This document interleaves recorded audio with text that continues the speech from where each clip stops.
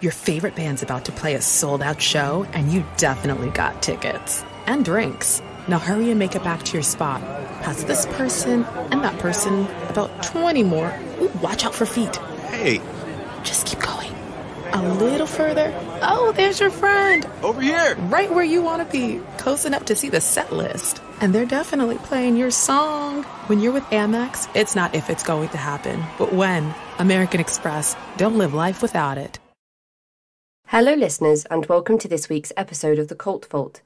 I'm your speaker Casey, and it is now officially less than 1 month until CrimeCon UK in London on June the 11th and 12th. If you are interested in coming along to the event and you have yet to buy your tickets for this immersive and packed full of content weekend, visit crimecon.co.uk and use the code CULT for a 10% discount on your weekend ticket. Don't forget there's also CrimeCon coming up in September in Glasgow on the 10th. Today we are going to be revisiting a religious movement that has been explored on the show before, but from a fresh perspective. Please be advised that this episode does come with sensitive themes that include child abuse, labour trafficking and more. So please listen with discretion. To talk us through her experiences of growing up in the Children of God, here is Angela. So hello Angela and welcome to the show. Thank you so much for agreeing to come and chat with me today about your experiences growing up in the Children of God. This is a topic that we have explored, but I am eager to gain your perspective and learn about your personal experiences. Would you like to start by introducing yourself to the listeners? Hi, thank you so much for having me. My name's Angela and I am second generation Children of God. I was born into the group in 1980 and I was there until 2000 when I left, so 21 years ago. So that was the first 20 years of my life. And I know you've spoken to ex-Children of God before and you've had a first generation, I think, and a third generation. So hopefully I can shed a bit of light on what it's like to be second generation. Absolutely. And it's pretty recently that you've taken this leap in talking about your experiences. Was there any particular reason that triggered this decision? Yeah, there was really. And I think when I first left the cult, I was the first of my family to leave. And so, they really programmed you and, and they really told you that, terrible things would happen to you if you ever spoke about the group, and also terrible things would happen to your family. Like your brothers and sisters would be taken away and put in social services and all sorts of stories like that. So it's a really frightening thing to speak. And sometimes I talk about it as being like the last taboo to break. And my goal when I first left was really just to try and integrate into society. And I thought, if I can just learn, the British culture, if I can, meet the right friends, if I could study something, that I could just put it all behind me and just move on. But then what I found over time is that, the ripple effects of growing up in a cult, they don't just disappear, they keep on coming. And particularly around mental health issues, and there's a real problem around suicide with Children of God survivors. And, some of my family have made suicide attempts, and I have a sister with schizophrenia. So, the impact is ongoing. And some people that I grew up with as well, were successful in their suicide attempts. And I suppose during the pandemic as well, it makes you reflect on all these things, and mental health issues kind of come to the fore a bit more, and you become more aware of, I suppose, differences and difficulties going on in your family. And so it was this time last year that I was chatting with a good friend who's a social worker and saying, I'm really starting to feel like, I wish there was something I could do, but maybe not quite meaning it, but just sort of, how you put that out there, just, I wish I could do something. And she said, well, nobody ever talks about this stuff in social work. Why don't you just come and do a talk at my work? So I did. And then I got a couple more invites to do talks to social workers and mental health community teams. And then just through that, and just making connections, I ended up getting invited onto a podcast, and then that's how you found me. So it has grown a little bit on its own, and I don't really know where it's going, but it feels like it does feel right to talk. And I think it's important to talk, particularly when people do feel really alone, around mental health things and in cults, you feel like you're the only one. So I think the more of us that talk about it, the better. I think it's so amazing that it feels right for you to have these conversations, for you to speak out about it. It's often I speak to people and I say, you know, why do you use the word survivor? And one person said to me, because I'm still here and a lot of people aren't. So I am a survivor and I have gone through these experiences and I'm still here, where some people, unfortunately, they aren't, whether that's through ill mental health and suicidal ideation and suicide completion, or just through circumstances within these groups that we often hear about going covered up for decades sometimes. But it's great for me to hear that you've been approached by other people who have invited you to come and speak more and more and more, because a lot of the time in these stories there will be a sentence in an article or a documentary that said social services became involved or child protection services became involved and children were removed from the community or from the home or from the compound. Nobody really talks about what that looks like for a social worker, what that looks like for the professionals in that field. It's kind of just like a social worker's got involved. The training that must have to come with a kind of understanding that situation and the children that you might be working with and trying to understand the psychology behind the environments that those children have existed in is probably not something that's common to many social workers, and probably not something that they have had extensive training in specifically. So I imagine it's great for them to have you also come and speak to them about your experiences and the environment that you grew up in as well. And you're speaking to me with an English accent, and you said that you decided to embrace the English culture. So is England where you are based now? It is. And I did spend a good chunk of my childhood in England, probably 11 years. And out of the first 13, after I was 13, I didn't live in England anymore. But that's not the story of my accents. That's a different story. And that's that in the Children of God, we all have what we would call the family accent. So the Children of God now call themselves the Family International. And by the time I was born in, the name had changed to the Family of Love. And so what that was because we grew up in communes and it tended to be international.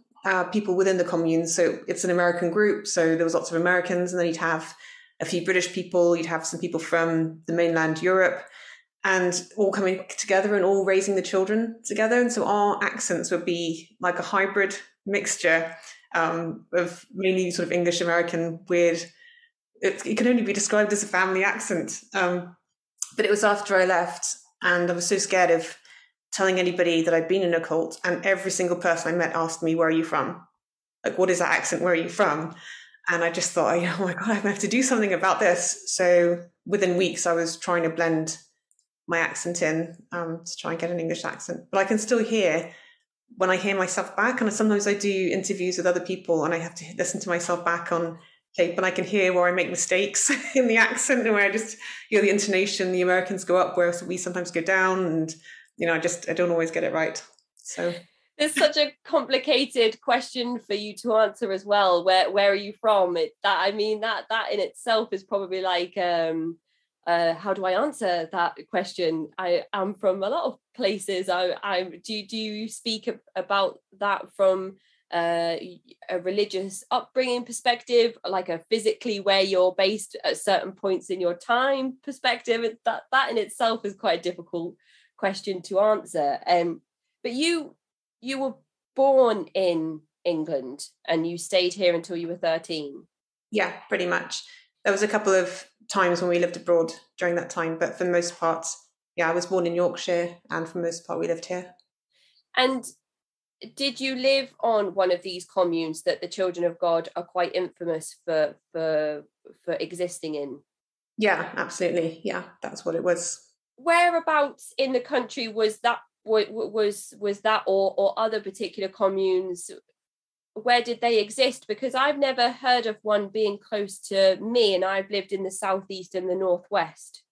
Well, so the Children of God had a really good, strong presence in the UK.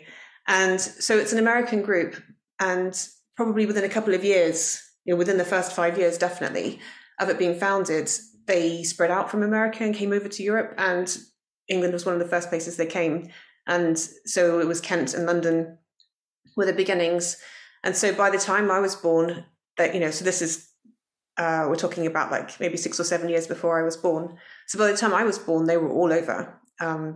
So, off the top of my head, I can think, I've said Kent and London, but also I can think like Oxford, Liverpool, Birmingham, Manchester, Newcastle, obviously Yorkshire, because I was born there, places in Herefordshire, and then obviously lots of places in Scotland as well. So it was literally the spread out through the entire UK. Wow. And when you never lived anywhere for more than like 1 to 2 years. So either you'd be moved to another commune, or the whole or you'd be pioneering a new city, or the whole commune would move somewhere. So because of that, you kind of got a sense of, because people around you were moving, and you would ask them, where did you come from, or where are you going? And so you would kind of build up a bit of a picture about what cities. You wouldn't know them all because they were so secretive about where the locations were of their communes, but you would kind of build some picture of where things were. But then also on top of that, we used to raise money and recruit people through outreach. So within a 2-hour radius of any commune, pretty much you would hit, that's what we would call it, you would hit pretty much every city or town within that 2-hour radius, because you'd go out there on the streets selling your literature or your videos or your cassettes, whatever the cult had produced. And you didn't want to keep going back to the same city, because, if you're in the city centre, it's quite often it's the same people coming out on their lunch breaks, and you don't want to just ask the same people all the time. So you'd go to different cities as much as you could. And then on top of that, you would have road trips where you could reach even further by staying somewhere else for, a few days in a city where there isn't a commune. And then you could hit all the areas around there. So I would say, at a good guess, I would say all the, it wouldn't surprise me if all the major cities and towns in England had, at least somebody on the street talking to people at some point. That is fascinating to me, because after reading Mary Mahoney's book and really kind of picturing the circumstances in which these communes existed when she was a part of the movement over in Japan, and the masses of people that they had living in these buildings, I just feel like that's something that people would be aware of. But I suppose by the 1980s to 2000s, when you were involved in the group, things might have changed significantly, especially in terms of name changes because of scandals and journal articles being released and exposés, and so kind of the big rebrand happens over and over. So I suppose it's like a well-oiled machine that just adapts and learns how to stop drawing attention to the things that people are looking out for, like lots of people living in one building perhaps. Yeah, exactly. And we were really security conscious by this time, and it is deceptive, this organization, and they will go by other names. And so when you're on the street, and even if somebody comes up to you and says, "Are you children of God?" flat out deny it and just say, "No, that organization was disbanded. They don't exist anymore. We're the family of love, or we're heaven's magic, or whatever." And quite often, like the communes, you choose your own fake name that nobody else is using, as just something that you guys came up with. Is this what are you coached to give these responses as children as well when you're selling propaganda on the streets? Yeah, absolutely. Yeah. Oh my goodness. And it's justified with this idea of deceivers yet true. So this publication came out and it went through all these stories in the Bible where, people had to be maybe less than honest or do something that was maybe slightly immoral. And that's to show you that, if it's for Jesus and it's for God, sometimes you have to do things that, are hard or difficult or that you feel are wrong. So you absolutely should not lie to the adults within the cult. But if it's an outsider saying to you, why aren't you in school, or, what's going on here, then, you need to give the message that you were coached with. And that was, it became a real problem later on, because when people did try to get involved and, rescue kids who were going through abuse or different situations, we were so well coached in what answers we were supposed to give that when they authorities or social workers asked us, are you okay? Are you happy? Whatever it was, people just said whatever they were coached to say, because we were so frightened as well. The fear was there, and we were told lots of stories about what would happen to us if we were taken into social services, and all these different things that would happen. And so, you absolutely can teach children to hide the truth, and that's what I think probably wasn't realized at that time.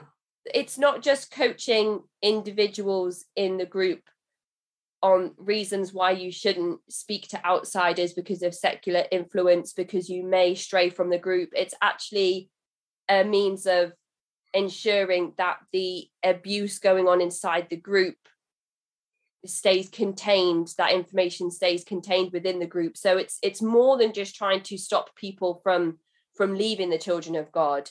It's more than just creating a dependency level and very intrinsic control methods being used to keep people within the movement, to keep generating money to go out and pioneer and evangelize and sell propaganda. It's more than just kind of a business. It's to make sure that abuse that has been highlighted so much in the media, but still not enough really. It's more to make sure that stays hidden. Yeah, I would call it a security measure. That's how I would describe it. Oh, and you're just children as well. Absolutely. And so one of my questions was going to be, had you visited a number of different communes in England by the time you left at age 13? So your answer has already been that you'd actually been to a fair few different communes. Yeah, that's right. And there was something I did want to say about that, really, is something I've probably only realized recently, that one of the things that kind of gives me chills about it is sometimes things like the constant moving, it doesn't feel like abuse, and it doesn't feel like, I'm not traumatized by that, at least on a conscious level. So, you could say that children need stability, or, so there might be something subconscious going on there. But on a conscious level, I'm absolutely fine with it. It doesn't bother me at all. But when you kind of think about their intentions behind why they did it and the kind of the impact that it had, is that you're constantly in this destabilisation. If you never live anywhere for more than 1 to 2 years, and sometimes within that period of time, your whole commune might have to move to a different house, even if you're still within the same commune. And in that period as well, other people around you will be coming and going. You've always got this kind of movement of people. And I think it's kind of destabilising. And, you can't stop and think, some weird publications come out, or I'm not really sure, Berg's had a weird dream. You don't really have time to really stop and think about that properly when you're like, I'm responsible for moving this commune from one place to another, and we're struggling to find a house. And, you have real practical concerns. But then there's another side to it as well, which is that, it's people did make friendships within the group, but it must be hard to find somebody that you can really trust if you've got doubts to talk to. And it probably takes a certain amount of time to build that up with somebody, but it's hard if you're not living with anybody for very long. And if you do find someone and you can trust them and talk about these things, they're probably one of you, you're going to get separated, before too long. So I think those things are really important to talk about. Absolutely. I can imagine that constant state of flux is very exhausting physically and emotionally and mentally as well, especially, as you said, if you're responsible for people within that commune, if you're a parent, which of course many of the families were, and encouraged to be big families, and no access to birth control and the flirty fishing that we've discussed with Mary at length as well, in terms of going out and being whores for Jesus, as written in the Mo letter that Berg released, meant that there were lots of babies and children growing up in the children of God. So to be responsible for moving those children around all of the time and being in that constant state of transition, it as you said, it must just be a way to stop people from feeling settled and relaxed, and give them a minute to just be like, oh my goodness, we're here, we've moved, we've unpacked everything. Some people probably just stopped unpacking. I remember Mary said she had that one suitcase and it just had all her stuff in all the time. Oh yeah, we lived out of a suitcase all the time. Yeah. Even when you're just waiting for the housing company to sign, or the solicitors to sign all the paperwork so that you can get the keys to your house, or all the stuff that comes with trying to purchase a property in England, that feels like a state of flux. Being pregnant for 9 months, you're like, okay, I know this big event is happening, but it's kind of like you have to wait 9 months to get there. So that is like one of those periods of like, I know a big event is happening and I can't really relax until it happens. And then it happens and you're like, okay, well, now there's a newborn, so now there's all this other stuff to worry about.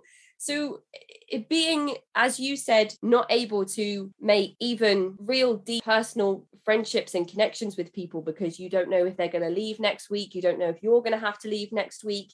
The people that were going out to do the flirty fishing or the FFing, if they met somebody who they connected with, who was able to speak to them in a way that might start to encourage their free thinking or their doubts, they might not get a chance to carry on that relationship or that agreement because they're off next week somewhere else in the country flirty fishing in another part of the world even.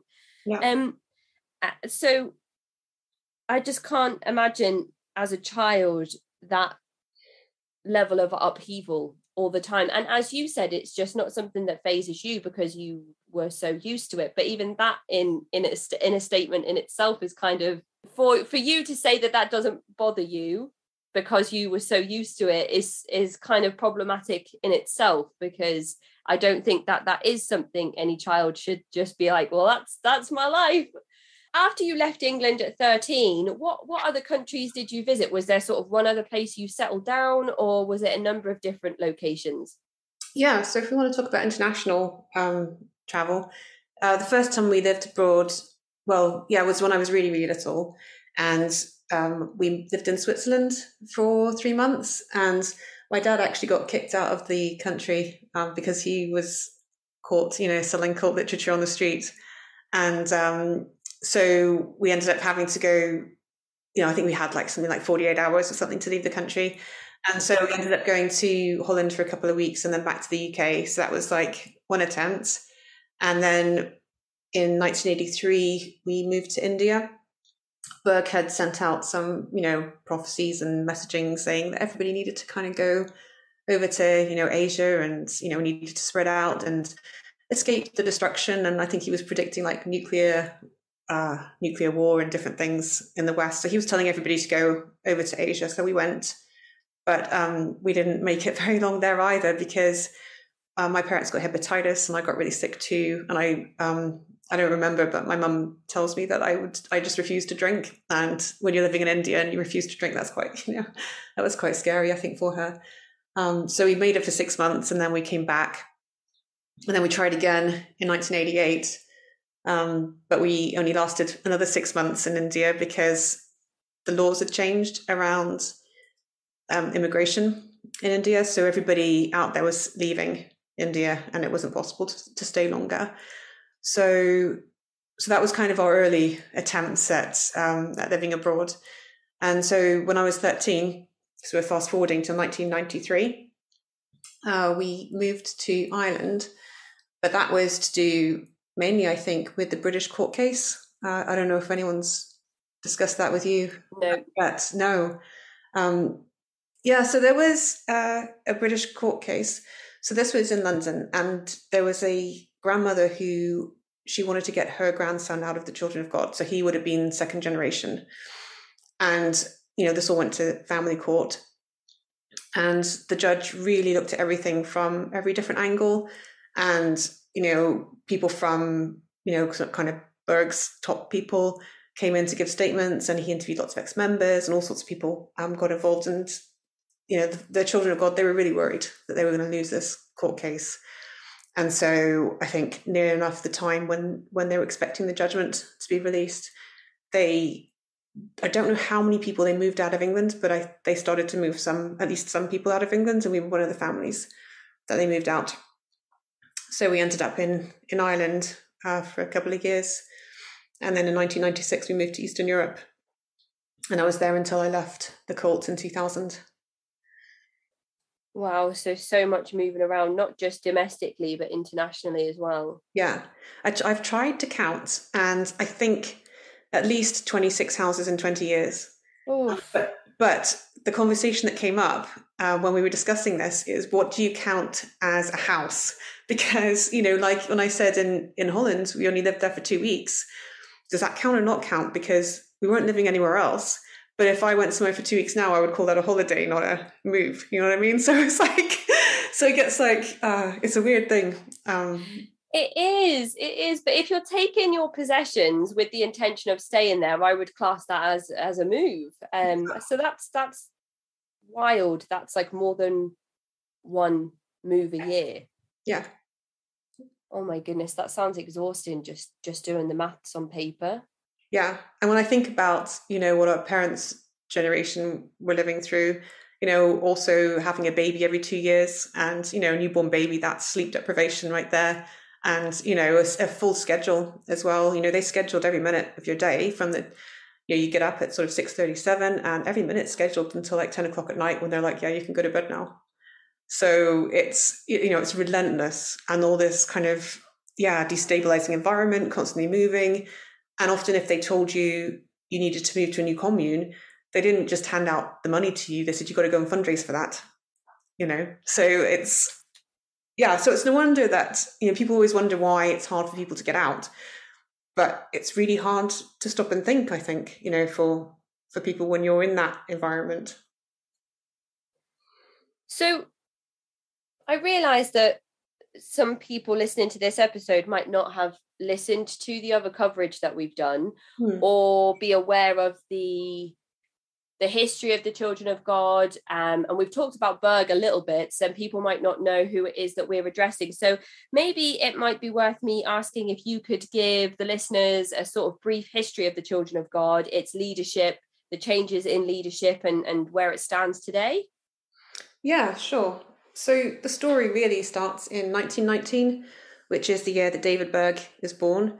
And so, as you know, that's, shortly after World War One, and he's born around the time of the Spanish flu. So really he's maybe a pandemic baby. I don't know if it started just after or what, but he definitely, I remember reading that him and his mum both got the Spanish flu and that they were really, really sick, but that they pulled through.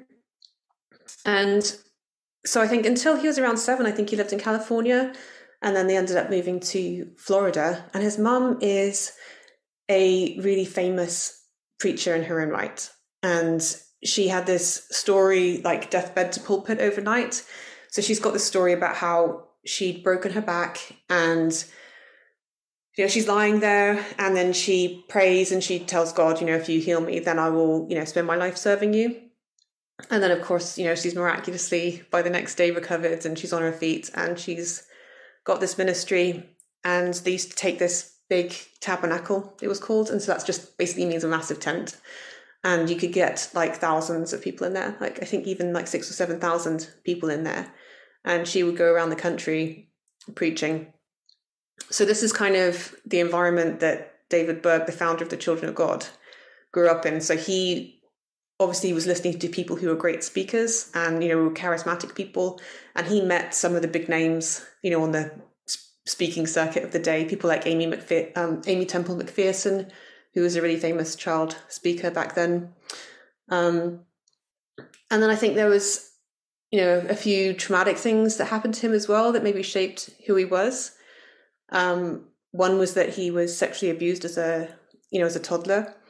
But he kind of rationalized that in his own mind because his mum caught this lady in the act and threw her out of the house, screaming and, really angry. And so he was really upset to see her go. So he kind of rationalized this stuff in his own mind and, said she shouldn't have gone, and he enjoyed it. And, he didn't see anything wrong with it.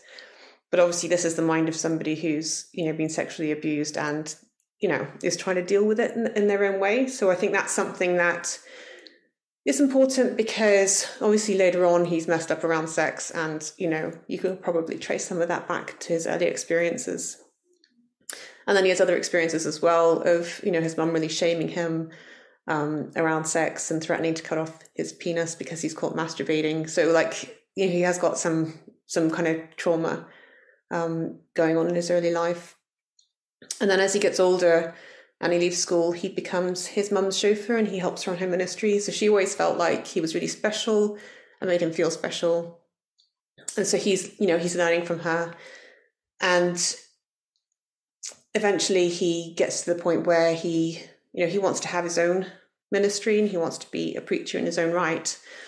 And I think he does try. And at one point he has a church in Arizona. And he doesn't have it for very long, though, before he's kicked out of the church by the elders. And the official story, if you go to, the Family International's website, is that he was, really open-minded and broad-minded, and he wanted to include the American Indians into the church and, welcome them with open arms. And the church leaders didn't like it and threw him out.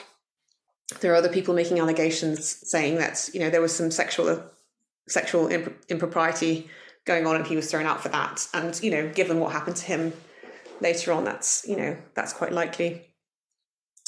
So I think a lot of his ideas around being anti-church, because his message, when he founds the Children of God, it's really anti-church, it's anti-establishment. But also at the same time, he's still taking on the ideas of the church because he's still preaching in salvation and, apocalyptic doctrines, and this kind of evangelical stuff is coming through. So that's coming from the church that he'd grown up in himself, which was the Christian and Missionary Alliance.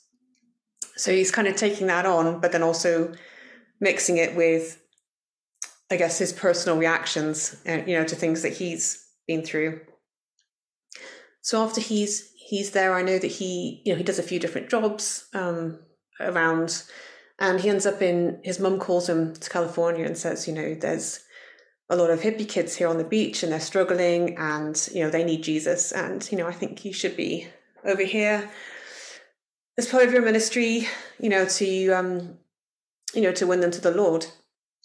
And he does go over there. And I know he gets involved at one point with a guy called Fred Jordan, who set up the American Soul Clinic, and they do a lot of work together. And he's out on the beaches and he's preaching, and he stops dressing in his suits and his ties, and he starts, long beard and kind of hippie clothes, and he's like a 60-year-old, and so he's out there with these these young people who are, I don't know what they are, 17, 18, 19, and he's talking to them. And by this stage he's got 4 kids, I think, with his first wife, and so he really uses them as well to go out and witness and to try and bring these kids in. And it works, this time it really works. And I think Fred Jordan is the guy who gives him a big ranch. So I think people start wanting to move in with him. They kind of want to be around him. And eventually this guy, Fred Jordan, gives them this big ranch called the Texas Soul Clinic. That's what they call it. And they are able to found a really massive commune there. And so, like, your listeners who are familiar with other groups, like if you're thinking like Waco or Jonestown, how they have these like big compounds, I think it's something, not a million miles away from that. Mm-hmm. Mm-hmm. Well, even Charles Manson, he was older than the young people that he was kind of recruiting, and then he ended up with Spahn's Ranch, and he was the older leader there of a group of hippie-ish young people as well, and he was dressing with the long clothes and the long beard and the long hair. So even the parallels there are quite striking. Absolutely. And I think there are quite a few of these groups around as well. And he kind of teams up with some of them, and some of them, I think, have lose a chunk of their followers to him as well. So it's all like the history at this point, for me, sometimes feels a little confusing because of these, because it's like there's so many of them out there all doing this. There's the Jesus freaks, and they were initially called, I think, Teens for Christ. And, there's lots of them going on. So, I mean, it officially founds as a group, I think, in 1968. over 1968, 1969. Which is exactly when Charles Manson was at Spahn's Ranch. So that's strange. Exactly. And, the message is great for the times, isn't it? Because everybody's thinking about, they're protesting the Vietnam War. It's all flower power. Suddenly, for the first time, there's contraception that, people can trust and that they feel like it works. And, yep, absolutely. You're in a stable position because, the parents' generation were the war babies. And now finally there's some kind of, financial stability and, then people can kind of kick off and be angry with their parents because you can afford to, because, there's nothing, so bad happening in the world that you can't, you're not at war, or, you're not in the army or whatever. So people can do those things. And so he kind of really taps into, the feelings and the emotions of the day. And that's what he does well. And that's what seems to work for him.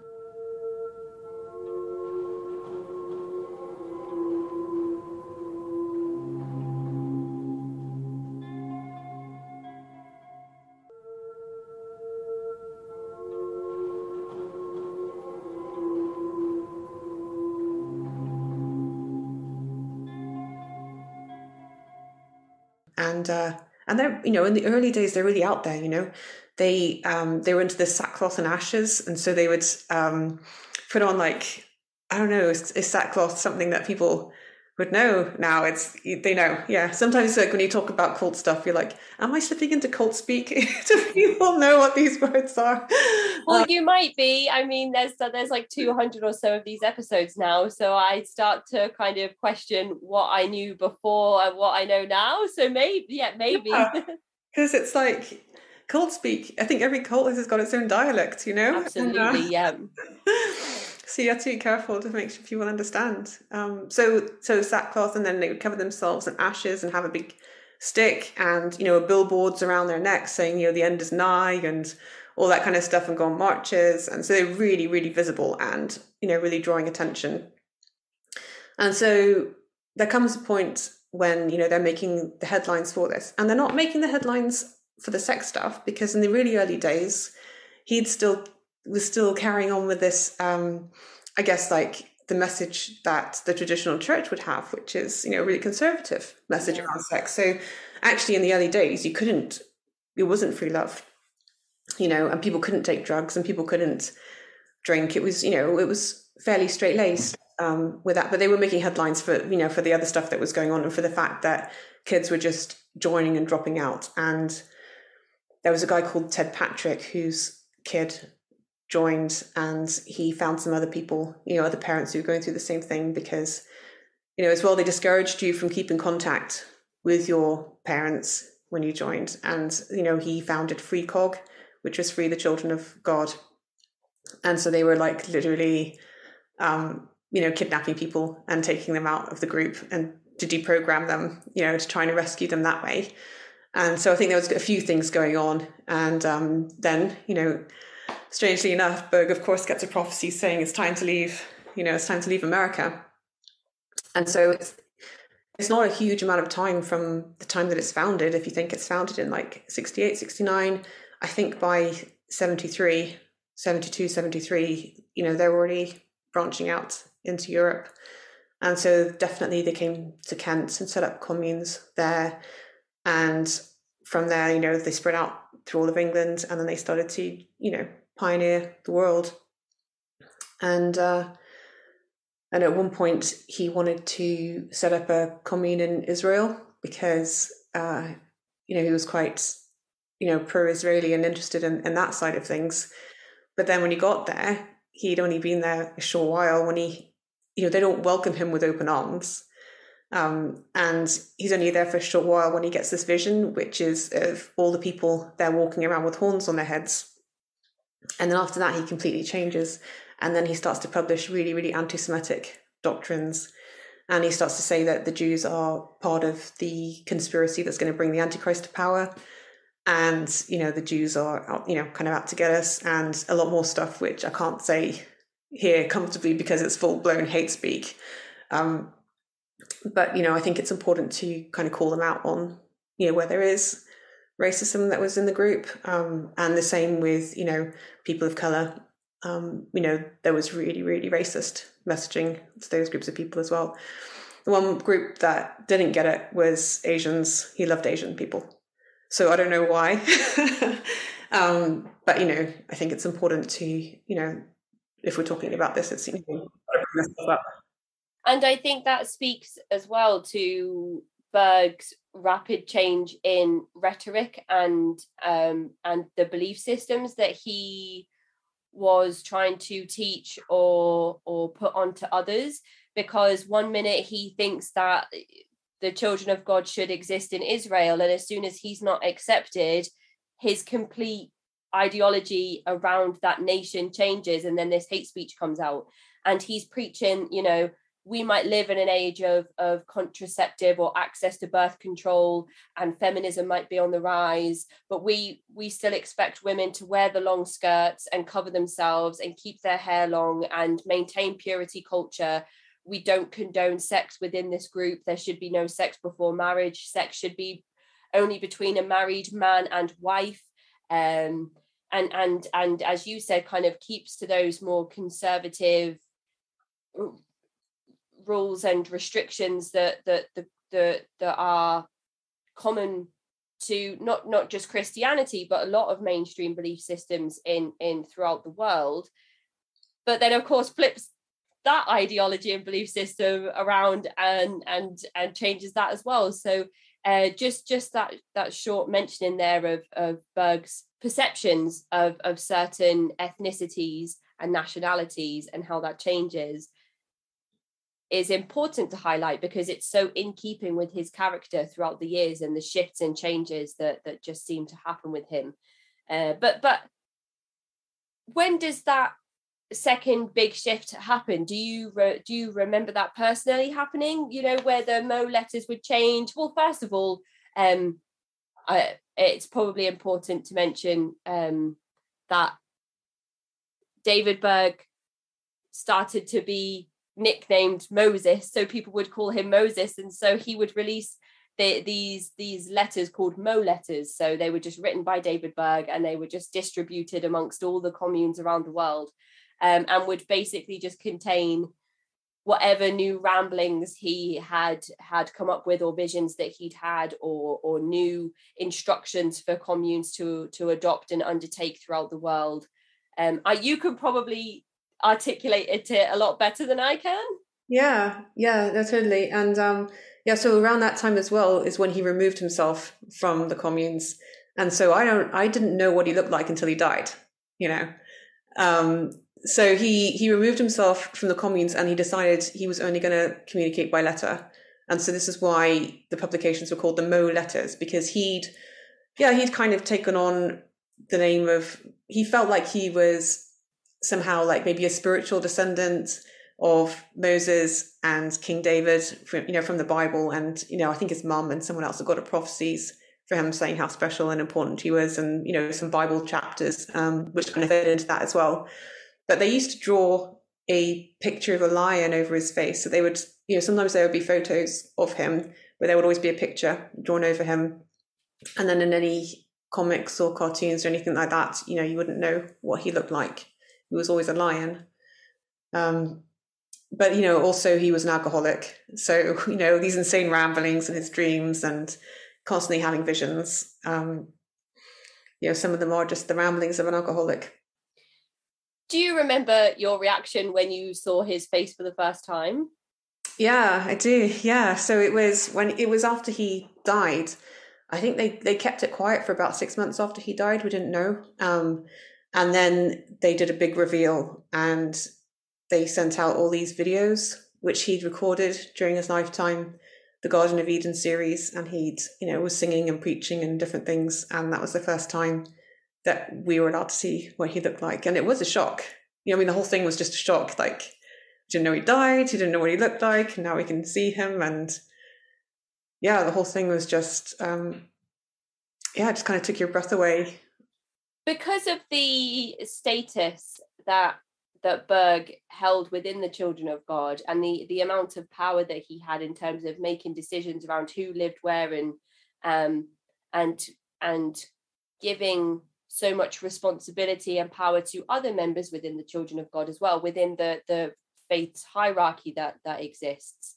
or existed at least when David Berg was alive, and the organization was still called the Children of God.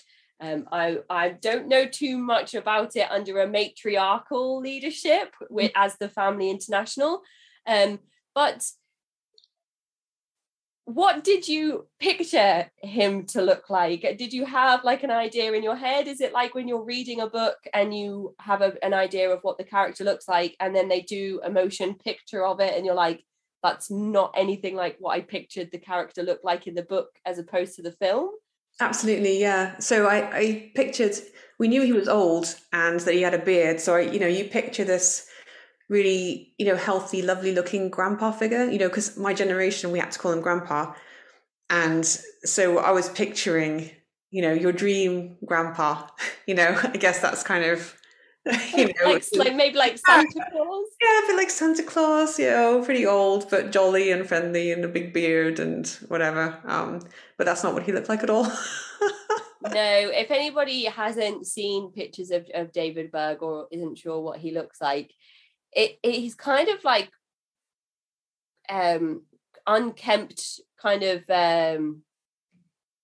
he is a bit crazy looking. I don't really like to use the word crazy, but he kind of just has like those wild eyes, really scraggly white hair in most of the the pictures that are public are more of him in his older years than of his younger years. A big, long, scraggly, unkempt white beard and just kind of like mangled teeth.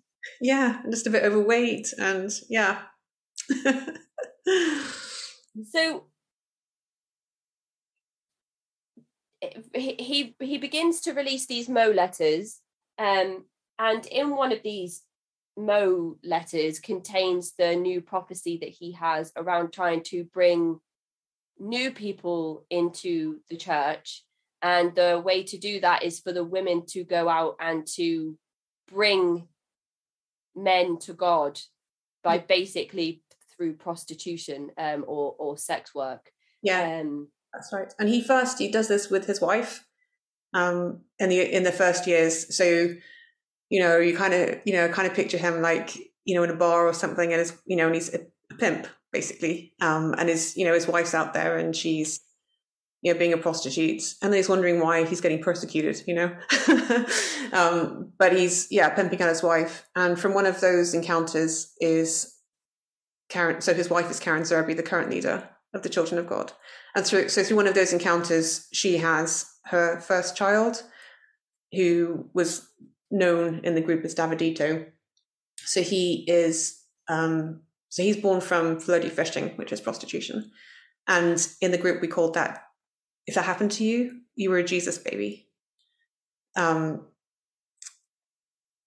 he starts off with his wife, and then he's tested it out and it seems to be working pretty good. So he starts to roll this out, to the entire family. So I think with his wife, it was in the early 70s, but then it's sort of mid to late 70s when it's rolled out across the entire cult. And then around this period as well is when he starts to release other things about sex. And he tells his personal stories about, this is my childhood, and, the reason why I'm going to suggest that we're more open and free with sex is, I don't want you to go through what I went through, all this trauma and all this pain and, all this, whatever around sex. And so I'm just doing this to help you. And he starts to preach, all the free love stuff and intergenerational sex. So that's where some of the, the kind of the pedophilia stuff starts to come in as well, through those. And it's justified, through stories.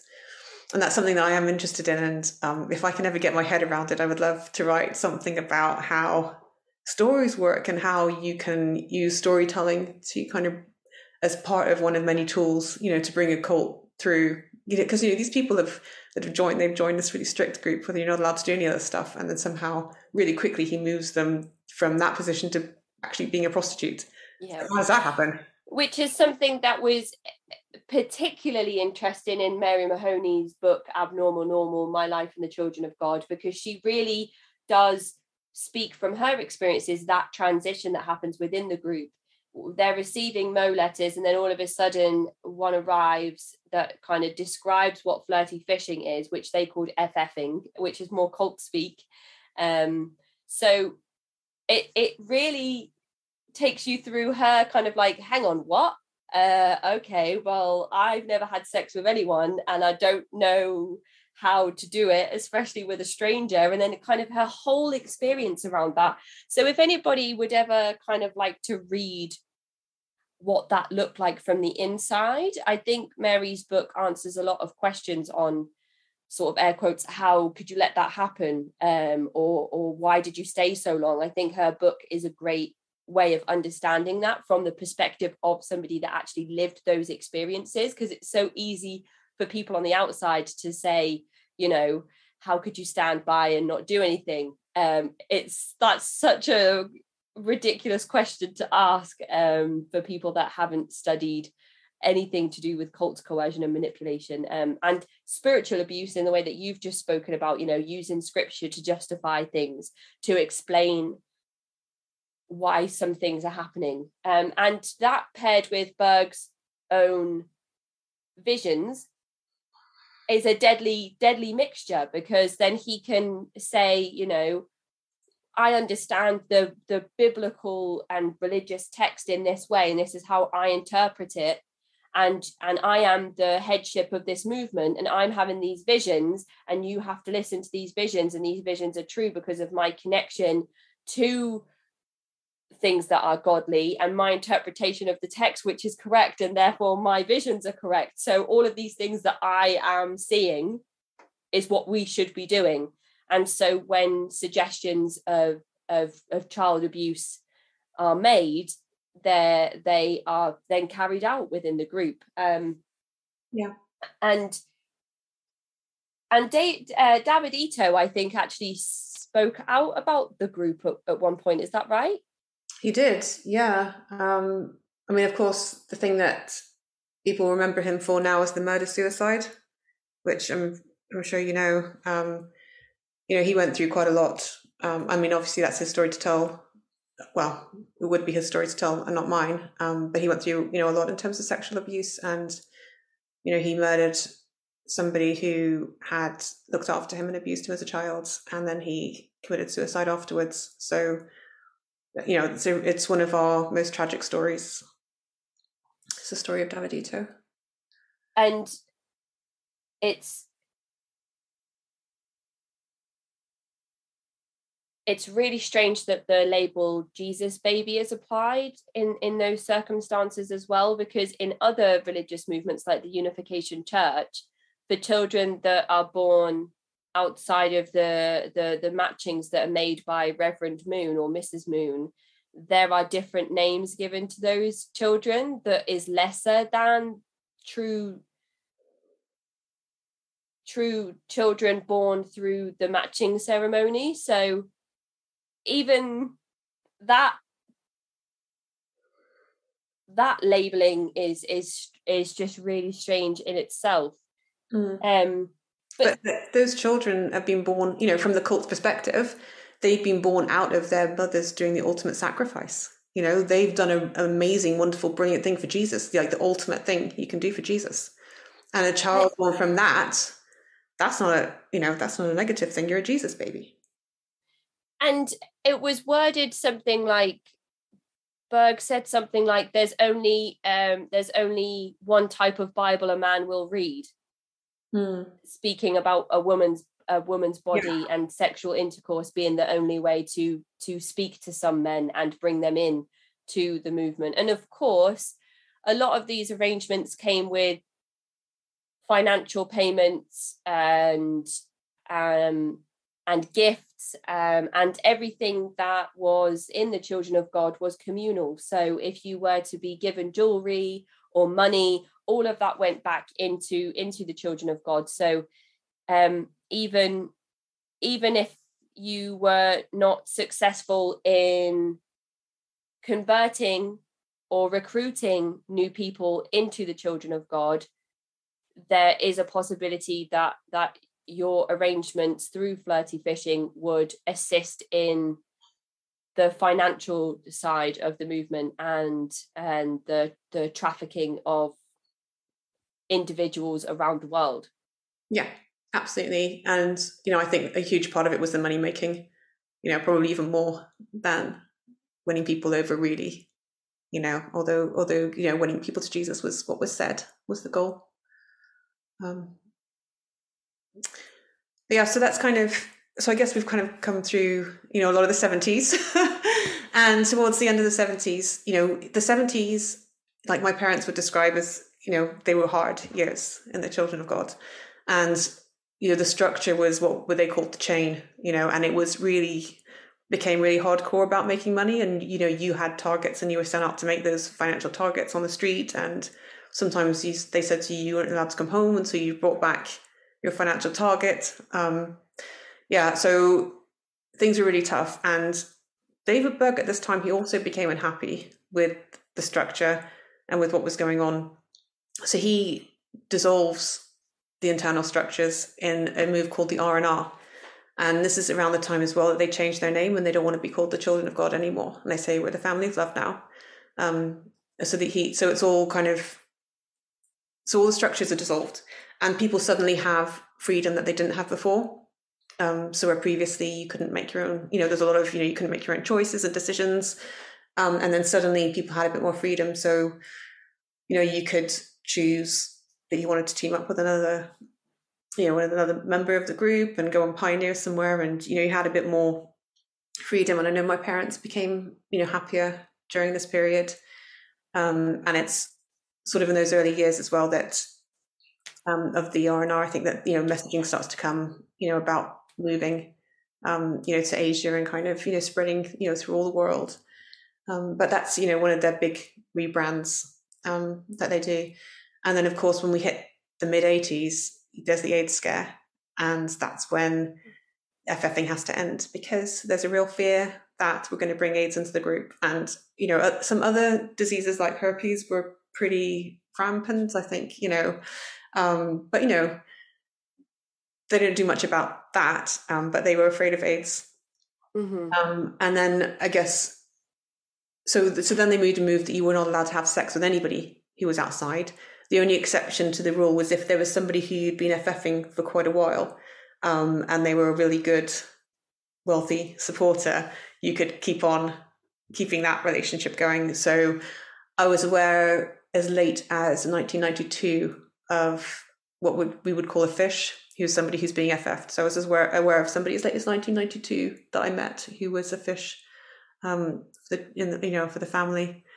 And then, of course, the other thing that had kind of shifted around this time is that a lot of people who joined in the 70s, by now they'd met, somebody and they got, married or they'd hooked up or whatever, and they started to have children. So you get I almost think about it as like waves of children, So like in the 70s, there was a few people who were couples and had some kids, but there wasn't like loads and loads and loads. But then the time I'm born, is kind of like the second wave of children that starts to come. And then they start to really increase their followers through the fact that they have loads of children and that contraception is banned completely. So everybody has like 8, 9, 10 kids, however many your body will allow you to have. And then, of course, you got to think about how we're going to structure our communes now because, there's a lot of kids and who's going to take care of the kids. And so, things kind of start to get structured around that. And as your kids get older, what do we do about that? And how are we going to make sure that they stay in the family and are missionaries and, all of these questions and, strategies around that start to come into play. And real fear around persecution. And I'll try and talk a bit about that a bit later on. That really ramps up in the 80s as well. And of course, we were prepping for the big 1993 return of Jesus, which didn't happen. And then, of course, when we realized that's not going to happen, we're still prepping for the end time. But he releases the What If series, saying, what if it happened next year? We don't know. Maybe the Antichrist is, kind of on the scene already, and we just don't know who he is. Like, could it be Yeltsin? Could it be this guy? Could it be that guy? Like, we don't know. All that kind of stuff. But 93 is the year that you moved over to Ireland. So there must have been so much going on at that time in terms of trying to flee the country because of the condemnation that we are receiving from people that don't understand us, or people that are threatened by us, or people that fear us because we know the truth or something or other. So you've got all of that with the court case that's ongoing, but then you've also got this doomsday prophecy hanging over you all at that time as well. Yeah. So it's, so I was going to talk a little about this later, but let's talk about it now, because it's just, the 80s is a weird time, so we are really, really frightened of persecution. And, we are starting to get bad press. There comes a point when there are raids on communes that happen in different parts of the world. And so there's this real fear around that. So real high security stuff going on, to the point where one of the things that comes out is that you've got to have a flea bag. And so a flea bag is like, if you think about the range of suitcases, it's like the smallest suitcase of the suitcase range. And, there was prescriptive contents that needed to be in your flea bag. So you got kind of like a change of clothes, maybe some water purification tablets, like I can't remember everything, maybe a torch. I can't remember everything that was going in there, but it's just like, a handful of things. And you literally kept that under your bed, and you were supposed to, just be prepared to grab your flea bag and run at any time. So you leave all the rest of your stuff and go, because, if something is going to happen, you need to be ready to go. And then on the other side, we're stockpiling food, because in the end time, society could collapse, or, we don't know what's going to happen, and we might need to have food. So we hardly had any money. So it's difficult to stockpile food, but we did have some cans, and then we would have like these big vats, or like these massive tubs of water, like in the garden, that we were using to prepare for the tribulation. So it was like, it's weird, because these two different things kind of going on at the same time. And there's quite a funny story that in one of the communes I was living in the 90s, and we started to develop a code about what we would do if there would be a knock on the door and we needed to flee. And so the code was to do with white sugar, because white sugar was absolutely banned. Berg said it's worse than smoking, absolutely banned, nothing to do with white sugar. Or really sugar at all. He hated sugar.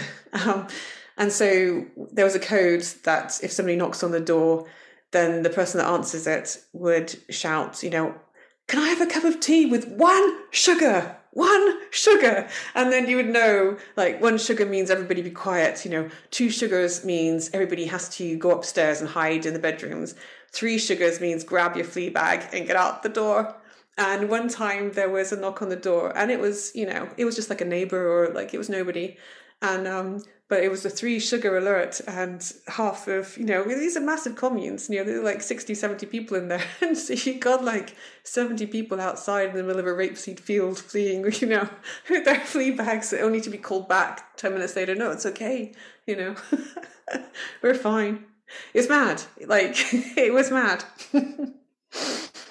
I can't even imagine. It's kind of given me the imagery of when you hear the sirens going off in films around war, like the woo noise where they wind up, like, and everybody runs off to the bomb shelters. Yeah, absolutely. But this is like 30 years ago. Yeah. This was our normal. But everything was high security. So if we needed to leave the building, we always had vans, because, there's a lot of people, to be shipping around. So, there's always vans. So you'd be in the back of the van, and everybody would have to duck down and stay beneath the windows until you got to a certain distance away from the commune, and then everybody could sit up. And at the time we used to laugh about it, because, after you get to a certain distance, then whoever's driving would say, okay, you can get up now. And whoever's behind you suddenly sees, 20 kids or whatever popping their heads up in the back. And at the time, we used to laugh about it and think it was hilarious, because we were kind of had a little bit of self-awareness that we must have looked mad as kids. Oh my goodness! And this is just all in England as well, which is so strange for me to imagine, because usually people are talking about their experiences in parts of America that I've never been to. So I kind of just picture it from parts of America that I have been to. I kind of know what the roads look like. They're a lot bigger than ours. Everyone drives on the other side of the road. The vehicles that they drive look very different. So for you to talk about it from your perspective and know that the roads that you're driving down could be the roads that I lived on is so mad. That's so wild for me to really think about. Yeah. And so how did things change from 93 onwards? There's everybody has a flea bag. It's also strange for me to hear you talk about your experiences and know that Mary had the same instructions given to her. And so you can see there that no matter where Children of God members were around the world, the instructions were trickling down from the headship, and they were all exactly the same, and they were followed like to the letter. Yeah. So it's a bit like, I kind of think of it like, to make it parallel, it's a bit like when you go to like an international chain, like McDonald's or something like that. You know, it doesn't matter where in the world you go, you're going to get a burger. What's different is that maybe the currency of the, you know, when you see the prices, it might be in a different currency. So there's like little differences, and your experience changes a little bit depending on which generation you are, or how close you are to the top, or what decade you were involved in. But overall, you know, the group is the group, and it came from the top, and that's how it was. And after 93, where the end of the world doesn't happen and things kind of carry on, the world just carries on as normal. What's going on in your world at this point? How does the Children of God change overall? Yeah, so there is a story that I kind of want to tell you. So I want to talk to you about teen camps and teen trainings, because that's a big deal. By the time we got to the mid-80s, we had this group of kids who were born in the 70s, especially the ones in the early 70s. These kids are becoming teenagers now. And so, the cult were thinking, like, what are we going to do about this? When people become teenagers, you start to want to discover your own identity. You go through this period of like, who am I? What do I want to be? What do I want to do? Can I do something funky with my hair? All that kind of normal teenager stuff. And, there was a real concern that, that kids weren't going to follow in the footsteps of their parents. And I think, the big crime of of that generation, the 70s babies, was that they were not enthusiastic enough about being in the cult. I think that was their big, the big thing that they kind of had against them. And so they started to, think about strategies of how they were going to deal with this. And so what they came up with was like teen training camps. And so these started, it must have been like 86, 87. And, they were definitely like in Asia, places like, Japan and the Philippines and Macau and South America, and they published a book called The Basic Training Handbook, where they detailed, how these camps were run, the schedule of the teens and, different things that they did inside. And this was felt, I think, by the leadership to be, a successful way forward. So this kind of ramps up for me by the time I get to be, 11, so around 91, because before that, I'm too young really to be impacted. So I'm one of the last to, probably be, involved in some of this kind of teen training. So in 1991, and the reason I want to talk about this is because, I mentioned that there's this court case, the British court case, and in it, Lord Justice Ward, he goes into a lot of detail talking about what happens in those camps, and it's not easy reading. And he talks about where those happened in the UK, and he lists a number of locations where he absolutely knows that it happened. And then at the end he says, I've heard rumours that this happened in Newcastle and in Scotland, but I don't know. And so there's nothing out there in the public domain to say 100% did happen. But I was one of the ones living in Newcastle. and it happened there. So part of the reason I want to tell the story is just because it's, it's one of the stories that isn't out there, but I think it just mirrors other people's experiences. So it's not like the story in general isn't out there, if that makes sense. So around this time of 91, there's a couple of things that are published. One of them is called the Tetchy series, and the other is called the Discipleship Training Revolution. And Tetchy is Karen Zerby, the current leader's second child. So she's her daughter. And apparently she was crying a lot and feeling really low, and the people looking after her, because, Karen didn't look after her own daughter, she had people to do that for her. They were kind of saying, this is too much, we can't manage. And so she decided to really get involved in her daughter's care. And there's a lot of forced confessions and, one-to-one prayer. And, I think she spends a lot of time in one room, with an adult, reading the word. That's what we would have called the cult publications.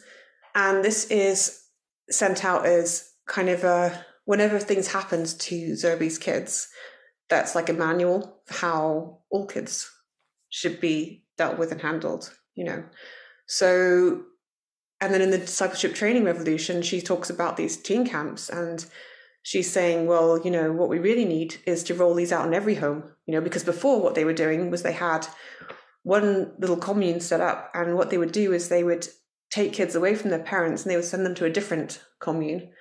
So I believe what would happen is that you'd have to sign over, legal documents to basically give someone else your child. They became the legal guardian, and then, the kid could live in this other commune and go through these training things, so they'd be separated. But she kind of said, like, there's so many of these kids now, like, they all need this stuff, so we need to, really roll it out. And so this is the stuff that was kind of going on. And so I moved to Newcastle in 1991. And it was a weird time because a couple of days before I got there, something had gone missing in the home. Home is what we called a commune. So something had gone missing. And when something like that happened, they would have like a witch hunt. And so there was like a witch hunt going on. So that basically... They loved to do like an exercise program. Like if you think about like boot camp style exercises, they love to use that as a punishment. So I remember there being a morning when they made everybody kind of stand in a room with their arms outstretched. So if you think about like the warrior pose in yoga, if you've ever done yoga, if you do the warrior pose for a bit, that can be, that gets real painful on your arms. And, so there was that kind of thing. And it was, because they wanted, somebody to crack and confess you'd taken this thing. And so then nobody confessed. And so after that, they brought everybody in one by one and asked them if they did it. And nobody had done it. And so then in the afternoon, they took everybody out and everybody had to run around fields and do duck walks. Do you know what a duck walk is? You do? Okay. That's not cult speak. Okay, good. And so that was the thing everybody really hated, because that's quite, that gets quite painful too. And this just sort of went on for some time. And so this is a weird period for me. And then, so the guy who was kind of running this went on for, I don't know how long this went on for, maybe a few weeks. And then the guy who was running it left, and then things kind of eased up. And then I remember that we had the national area shepherds. So these are people who are in charge of the country. So you had people that were in charge of a commune, and then above them you had people in charge of a country, and then people in charge of the continent, and then above them you'd have like, Berg and the highest levels of structure. So we had the guys in charge of the country come to our home, and they brought all of the teens and young people. So everybody my age into a room. And they wanted us to write so there was a forced confession session. And so what they told us was that we needed to sit down and write down everything we'd done that was bad. And we also needed to report on everybody else, anything that they knew. And if we held anything back and it came out through somebody else's confession, then we were really going to get in trouble. So we all had to sit there for a couple of hours and just write like everything we could possibly think of. And then they left and not much was said. And then shortly after that, 2 of the boys were invited to go to a teen home. And they didn't want to go. And at the time I didn't understand why, because I was young and I wasn't, wasn't really clued in. But it was like presented as, this is one of those, offers that you can't refuse, They said they had to go. And so they would be, the 2 oldest boys were sent to one of these teen training homes. And while they were gone, they started to kind of play around with silence restrictions. So silence restriction is when you're not allowed to speak. And sometimes you have to wear a sign around your neck saying, do not talk to me, I'm on silence restriction. So they started to kind of play around with this. So you'd be on for a couple of weeks and then they would take you off and then they would put you back on. And so this went on for a while. But it was the reason I call this a strange time is because there was one adult man in the home, the father of one of the boys that got sent to the teen camp, who I think really did want to give us kids a good life. So he would try and organize trips to the beach, when he could, like on a Sunday, and try and do nice things here and there. But it was like, this one kind of nice guy trying to do those things. And then in between that, we had this kind of other weird stuff going on, which I don't quite know how to describe, but, excessive punishments. And then after they were away for a couple of months, they came back and they were really, really quiet and wouldn't say where they'd been or what they'd done or wouldn't tell us anything. And then a short while after that, this woman turns up at our commune. And I remember asking my mum, like, who is she? Because it was really weird because she wasn't married, she didn't have any children, and she came on her own. There's like 3 things that never happened to women in the group, right? So I remember asking my mum, like, who is she? Being really curious. And my mum said she didn't know. And so this woman kind of hangs around for a few days, and then she calls us all into the living room, and she tells us that we're all going to be put on the Victor program, and she explains what the rules are going to be. So that includes no communicating. So this goes further than silence restriction in the UK. This is no communicating. So that means no using your hands to make sign language, no eye contact. So if an adult looked at me, so if the person who was running the program looked at me and asked me to answer a question, I would have to look them in the eye. But if I walked into a room and and you were there and I looked at you and I got caught looking at you, that would count as communication. And then that would be a demerit. So one of the parts of it was that there was a demerit chart, and if you got 5 demerits, then you got beaten with a switch. So that was part of it. And her favourite saying was "chalk up a double." That was her catchphrase. Chalk up a double, so you get 2 demerits. And then she said, we're taking away all your privileges. So for us, a privilege would mean things like every day you were supposed to have 1 hour outside, because Berg had written this letter called Get Out, and he said you had to spend 1 hour every day outside. And that was a time generally when we could be kids. Like, we didn't have a childhood because your childhood spent, like cooking and cleaning and looking after the younger kids and whatever. But that was like an hour when, generally speaking, quite often, unless you were looking after the younger children during that hour. But you could be, for me. A quick word from our sponsors. For all you listeners in the US, if you look for it, every day has cause for celebration. Celebrate a friend for their promotion, baby, wedding, life thing. Celebrate yourself for keeping the couch warm. It's no easy feat, especially if it's a big couch. Or maybe you just want to celebrate living in 2022, where you can get beer, wine and spirits delivered from Drizzly in under 60 minutes without leaving said couch. Right now, Drizzly is giving all new customers $5 off their first order with code FAST5. So download the Drizzly app or go to drizzly.com. That's DRIZLY.com and use the promo code FAST5 for $5 off your order today. That's FAST 5, as in the number 5, for $5 off your first order today. A quick word from one of our sponsors. Topic is the boundary-pushing streaming service from First Look Entertainment for thrillers, mysteries, dramas and documentaries from around the world, serving viewers who crave entertainment beyond the mainstream. For fans of the popular hit The Bridge, watch the Austrian-German adaptation Pagan Peak. When a body is found, propped up on a mountain pass in the Alps close to the German-Austrian border, 2 detectives are sent to investigate. Very soon they discover more crime scenes with symbolically posed victims. It all seems to be part of a bigger, sinister plan. After the Krampus case in Season 1, both Ellie and Winter have been permanently changed, and they join forces again to right grievous wrongs, no matter the cost. Once you've binged the first season, pick up Season 2, coming May 12th on topic.com.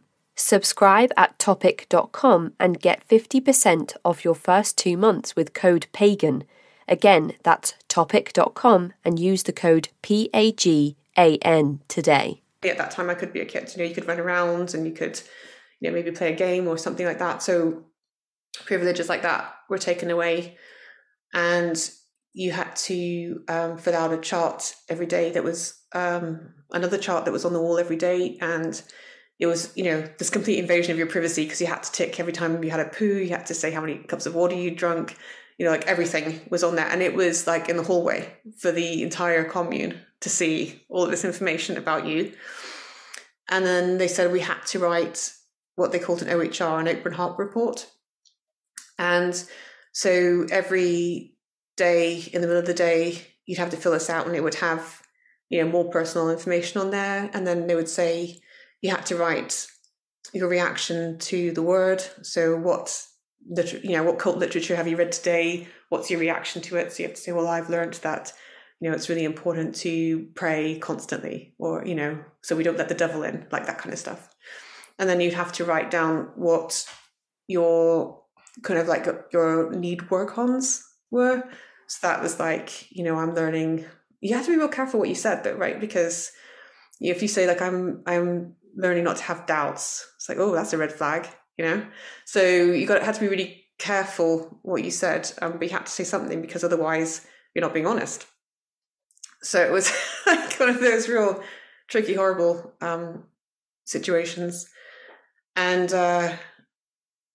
actually, I wanted to read you something that Lord Justice Ward said, because he kind of says it better than I ever could, but the frustration of what that was like as a kid. He said, OHRs were widely used as a means of forcing confession, with the result that the children were made to feel guilty if they did not confess.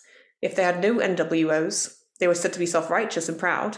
If they expressed their doubts and their antipathies, then they were murmuring. Either way, they could not win. So it was like, whatever you did was wrong. And so I remember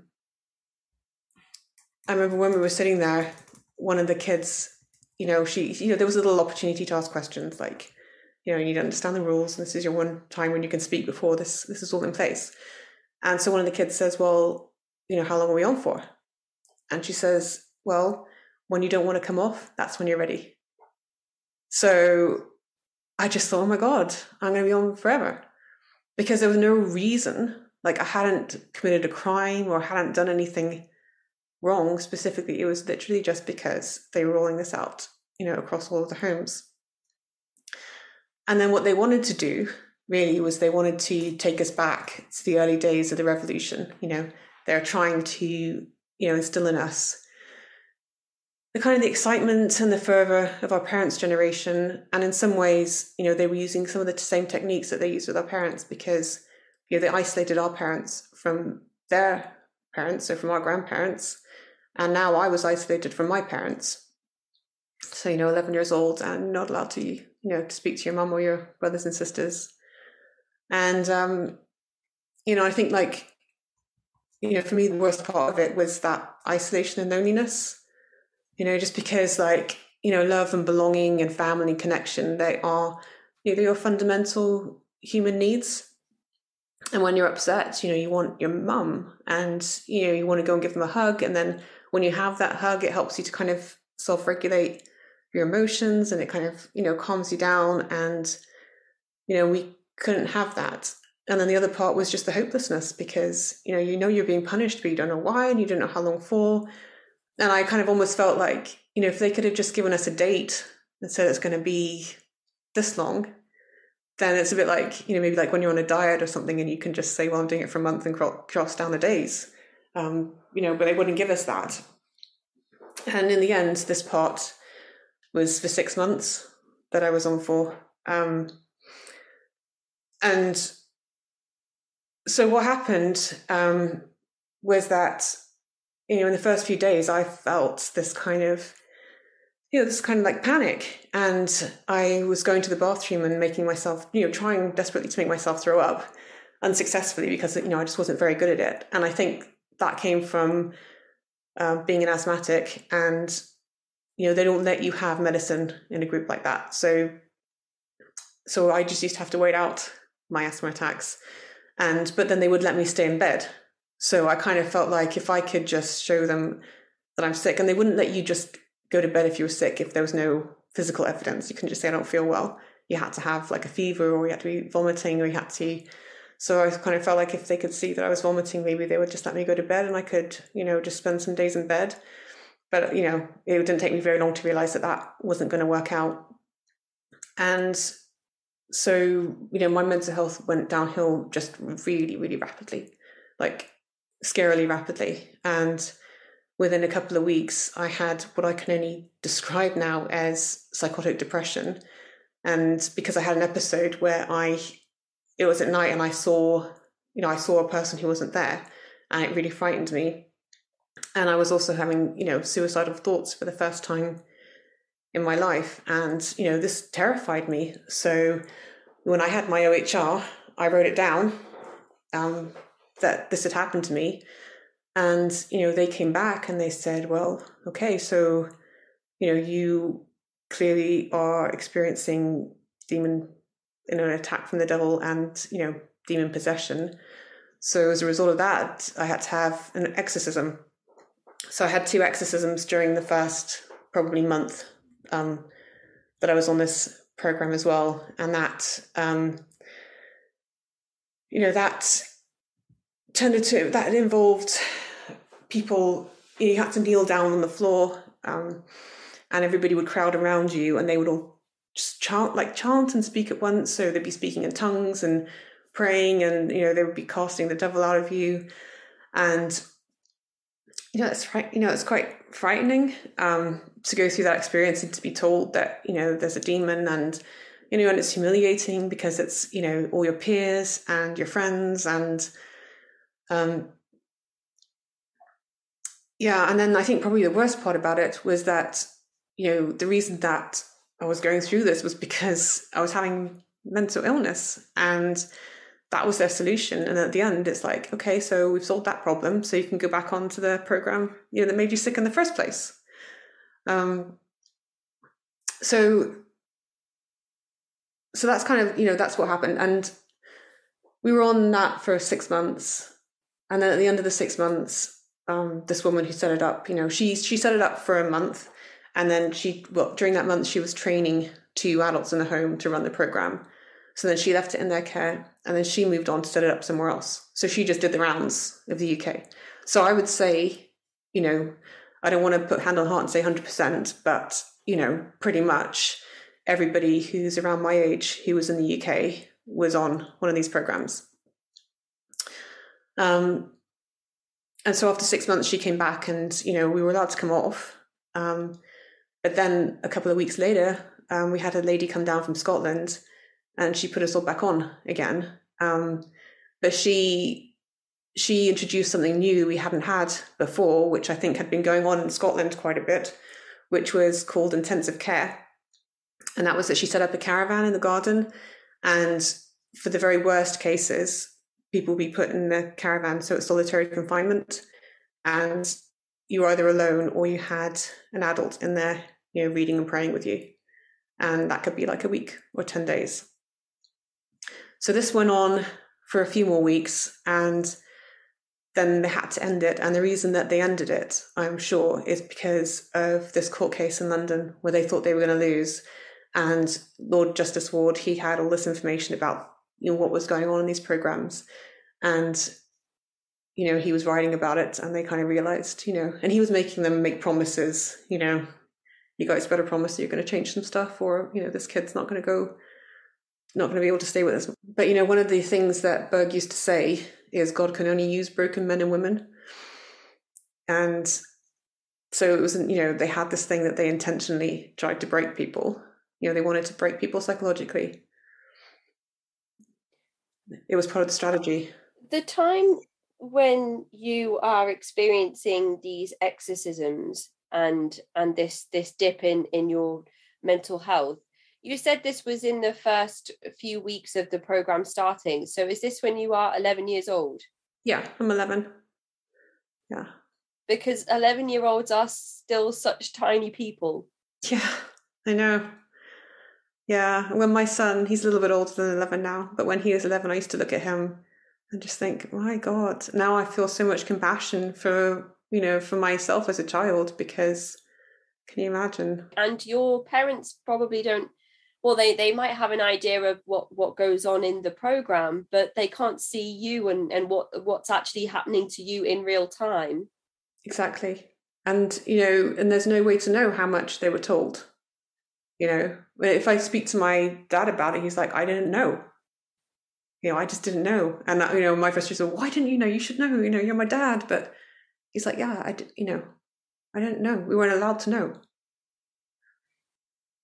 There's a part in Mary's book where she talks about how all of the parents they parented all of the children together.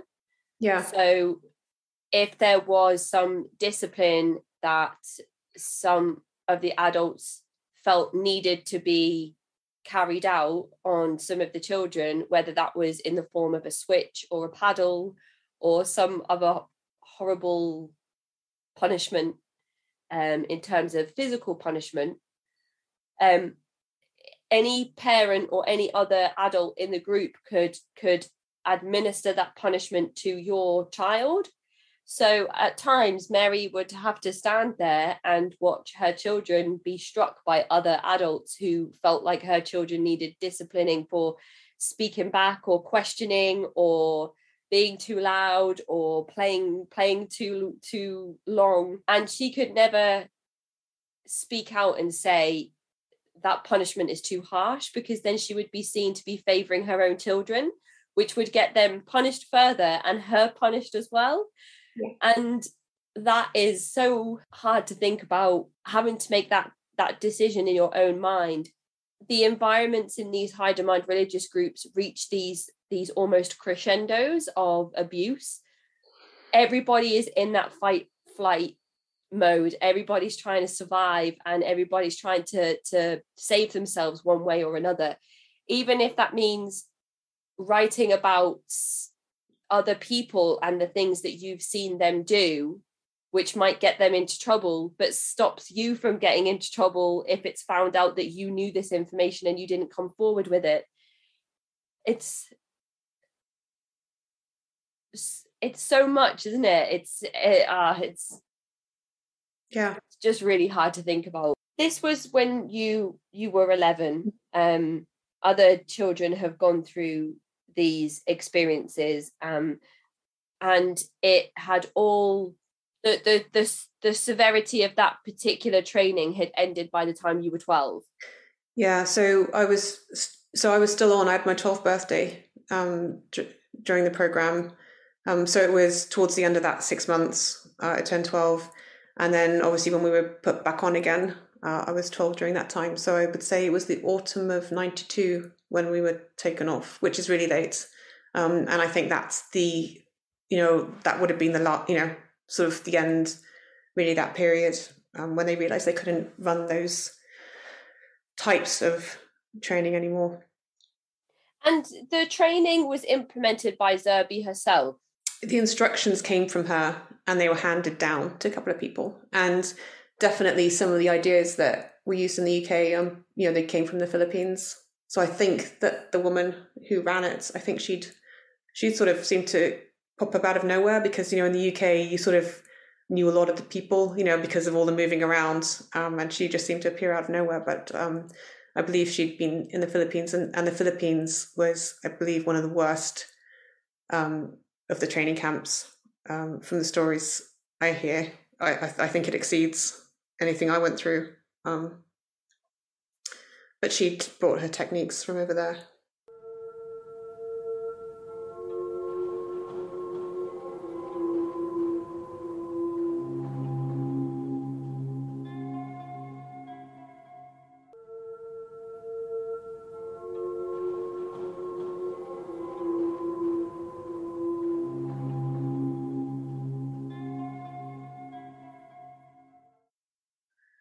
And I wonder if that has something to do with laws around child protection in general, and if it was more severe in the Philippines because of the differences in law, even though the practices that were or would have been carried out in the Philippines at that time were still carried out in secret, and PO boxes existed and nobody had personal mobile phones or anything like that.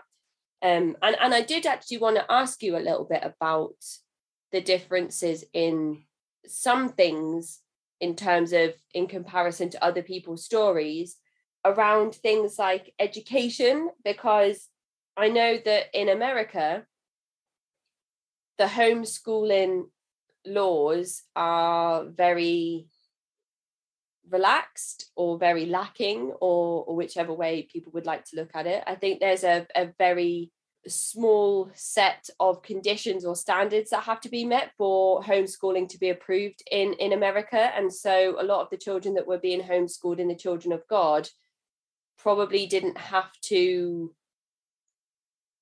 be learning any type of accredited curriculum. But I don't know if that's different in England. But I also don't know if there was no access to birth control, if there was no, I don't know what it looked like in terms of access to midwives and hospitals with the amount of pregnancies and births that were happening, if women needed to be seen before, during or after a pregnancy and a labour, what that looked like. And then also if every baby that was born in the Children of God in England would even be registered under the NHS, and so given an NHS number and then registered as an actual human being on a system, on a file with a name and a date of birth and their parents' signatures and stuff. So I wondered if you kind of have any insight around that, because if so many people are being born and they're never registered, it's almost like they don't exist. So how could there be any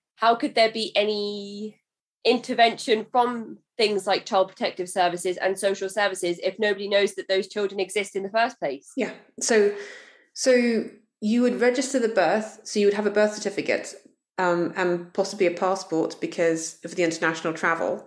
And then those are the only documents that you would have. So you were not allowed to go to the doctor, so you're going to have no medical records. You can't have any vaccines, so there's going to be no vaccination records. In terms of school, you were not allowed to have any kind of qualifications.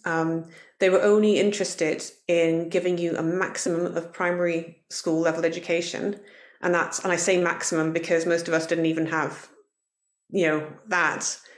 It was so patchy. So there'd be a lot of subjects you didn't learn anything about. So you could all read and write to some extent. We could all read. When I say write to some extent, I know I really struggled with spelling because, education, right? And we could all do basic maths, but it wasn't really considered that you needed to go beyond fractions. And then, of course, being a Christian organization, we didn't believe in things like evolution, and you wouldn't learn much about science. And then what you learned about history tended to come from, the group's teachings about history. So you'd learn things like that the Holocaust is just didn't exist, or if it did, it was not in the way that, the Jews want you to believe. So like when you leave the group, some of the things that you did learn in terms of your education, you have to go and relearn because they're not giving you accurate information. I can't remember. There was a lot of questions. I can't remember what the others were. Yeah, no, sorry, I do tend to do that. But I didn't know all the answers. Oh, with could you go to the hospital? So so home births were encouraged. You could you probably could have like a visit. You know, you couldn't have like regular appointments or checkups with a doctor or nurse, but you might have, you know, an appointment during your pregnancy. If you had like complications or something, then you could have hospital birth. So I was born in a hospital, Okay. and then the next two sisters I had were born at home, and then the fourth one there was really major complications, and my mum nearly died, and so she had to be rushed into, you know, with an ambulance into the hospital, and they said to her, "You need to have hospital births after this." So then I believe the rest were all born in hospital. But I think like the gold standard, you know, if you really wanted to be a good cult lady, then would be to have at home, and also no painkillers. So gas and air was kind of like, you know, okay, all right, so you need a little help. But anything beyond that was really like, you can tell it's run by a man, you know. Who is an alcoholic or alcohol Yeah. dependent. Yeah. I mean, that's just cruel. And when you mentioned there a bit before that there were no vaccinations or anything, just a quick aside to go back on something that we spoke about earlier. So when you visited India and you and your family got very sick, I'm guessing there was no vaccinations or any medical preparation in terms of visiting that part of the world? No, absolutely none. Because if we were to travel to that country today or visit that part of the world, there's like a whole host of things that you have to go through, because there are so many diseases and viruses and so many differences in the terms of it, like the water that's consumed, or how our bodies can't handle the tap water in those parts of the world, because it's so different to what we have in England, that you have to almost go through sort of like a do's and don'ts in India. I think my friend went over there and she ended up really, really sick because she was buying bottled water from a local shop near to the hostel that she was staying in. And she only found out after a few days of being there from other people in the hostel that had been there longer, that the shop owners were just filling the bottles up with the tap water, and selling them as closed bottles of water. Right. So every time she then went to buy a new bottle of water, she had to check that the actual seal hadn't been broken, so that she knew that she was getting clean bottled water, because she was so sick she couldn't stop vomiting, she had terrible diarrhea, she was sweating horribly. So for you to actually move over to India and for your family to get that sick, first of all, it's not a surprise because it's such a different and experience and shock to the body. But also,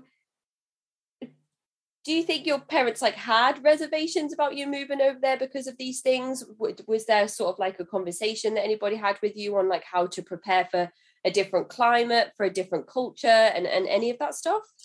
Yeah, I mean, they were, I think, really excited to go. There was a lot of training, especially when I was, you know, really little. A lot of training me to wash my hands. You know, so if I touched the ground, I had to wash my hands. So the you know, the family, they developed a lot of really strict hygiene rules that you had to abide by, and that came from, you know, having so many people in Asia. And so you did have to sterilize the water, and you know, you had to, you know, for the washing up, you had to have, you know, you had to have like 4 bowls that you put each dish through. One of them had bleach and, you know, different things. So they were trying to, you know, keep the hygiene going inside of the commune. But of course, you know, you do need vaccines, you do need to prepare for these things. So, you know, there were a lot of people who did get sick. And I know that there were people who had malaria, and, you know, and other tropical diseases. But, you know, the thinking at the time was that, you know, if you trust in Jesus, you know, Jesus protects you, right? And kind of pulling us back from that little aside that I just dragged us over to. So when children are born in England into the Children of God at this time, the births are registered, which means that there has to be an address that's put onto the birth certificate. So I wonder what addresses were being placed onto those certificates at that time, because if there is a birth that doctors are questioning, that midwives are questioning, and they want to kind of keep an eye on that situation. If a woman comes in and she's malnourished, or she's presenting with ill mental health, or marks on her bodies, or marks on her body, then there might be somebody that kind of writes in that person's notes that maybe the first notes that person even has written in their notes, that they have concerns. I think when a person has a baby in England, the midwives kind of come round to the house 2 or 3 times before they sign you off to say that they're happy with everything, that they're happy that the baby's feeding, the baby's a good weight, they don't see any visible problems, so they're happy for the family to be discharged from the care of the midwives in the NHS. But that's so strange to think about that procedure not existing in the Children of God. Of course, it might have been different in sort of the 80s and 90s anyway, with the way that the NHS that ran things, and whether they did such frequent home visits or any home visits at all. And then, of course, if there's no way to track any concerns, then there's no way for that information to be passed over to social services, who then might be able to start doing house calls and checks. Yeah, exactly. And I know definitely at that time, if you were homeschooled, you were supposed to be visited by, it was legal to homeschool your child, but you were supposed to be visited by a sort of an education officer. But because we moved around so much, that was one of the things that we were avoiding, by staying under the radar. I suppose by moving so much as well, even if you were to come under the radar of a social worker or child protective services for one reason or another, then if you moved to another part of the country, you'd be out of that borough or that jurisdiction. So that social worker would no longer handle that case because you've moved. And there's no forwarding address. It's not like you could just say, hey, Merseyside, there's somebody moving down to Suffolk, and we need you to keep an eye on them because we're worried. We've seen, some things, some signs and symptoms of things that we're concerned about, because they have no idea where you're being moved to, and it may not even be in the country. Yeah, exactly. Yeah. I don't think there's anything that social services particularly could have done differently, to pick up what was going on. When you were growing up in the UK, so I suppose up until the age of 13, do you remember the biggest commune size roughly that you lived in, and what that looked like in terms of like a farm or a homestead or just a big sort of farmhouse? Yeah. In terms of numbers, I never really counted the people, but it could have been anywhere up to 100. But it tended to be houses that were rented, and they would be often sort of in the countryside. I suppose you can imagine, like, thinking logically about the practical difficulties of getting a house that's going to fit 100 people. If you go to the city centre, it's probably expensive and hard to find, the right size. So they tended to be a little bit further out in villages.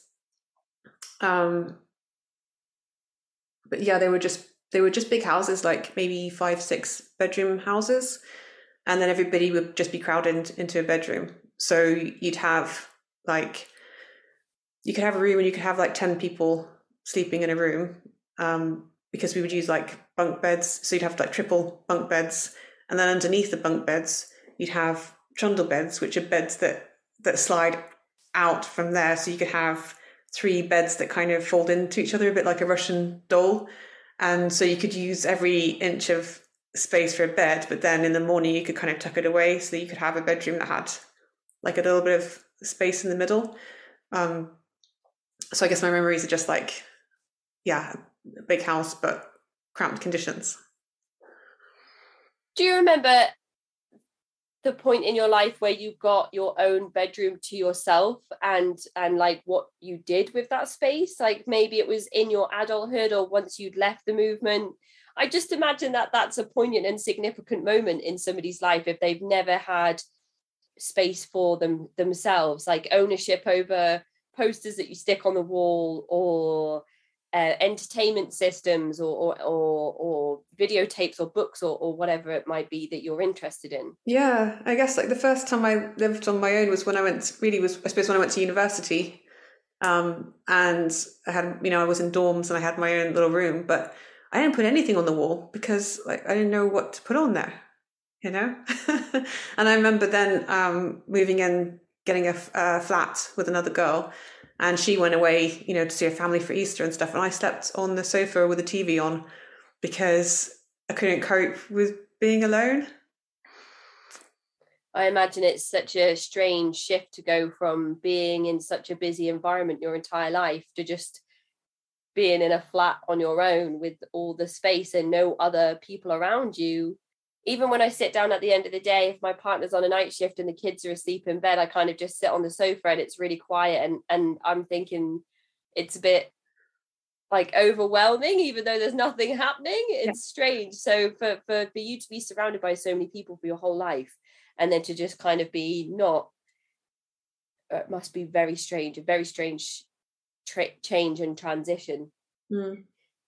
But just to go back on a few points that we started to make earlier, before moving on to some other things, Zerby started to make decisions and to bring new things in the late 80s and early 90s, but this is before Berg's death. So did he kind of pull back on his responsibilities, or did he get ill, or what was the reasoning for her stepping up when he was still kind of labeled as leader of the church? Yeah, you're right, because like in the early days she was just a scribe, and in the letters she would just be asking him a question, and quite often he would say, "Oh, you're so stupid, honey," to her, and that would be transcribed and sent out for everyone to read, but then like towards definitely in the 90s, she's kind of really stepping up, and she's writing her own letters, which are being sent out to us. One of them was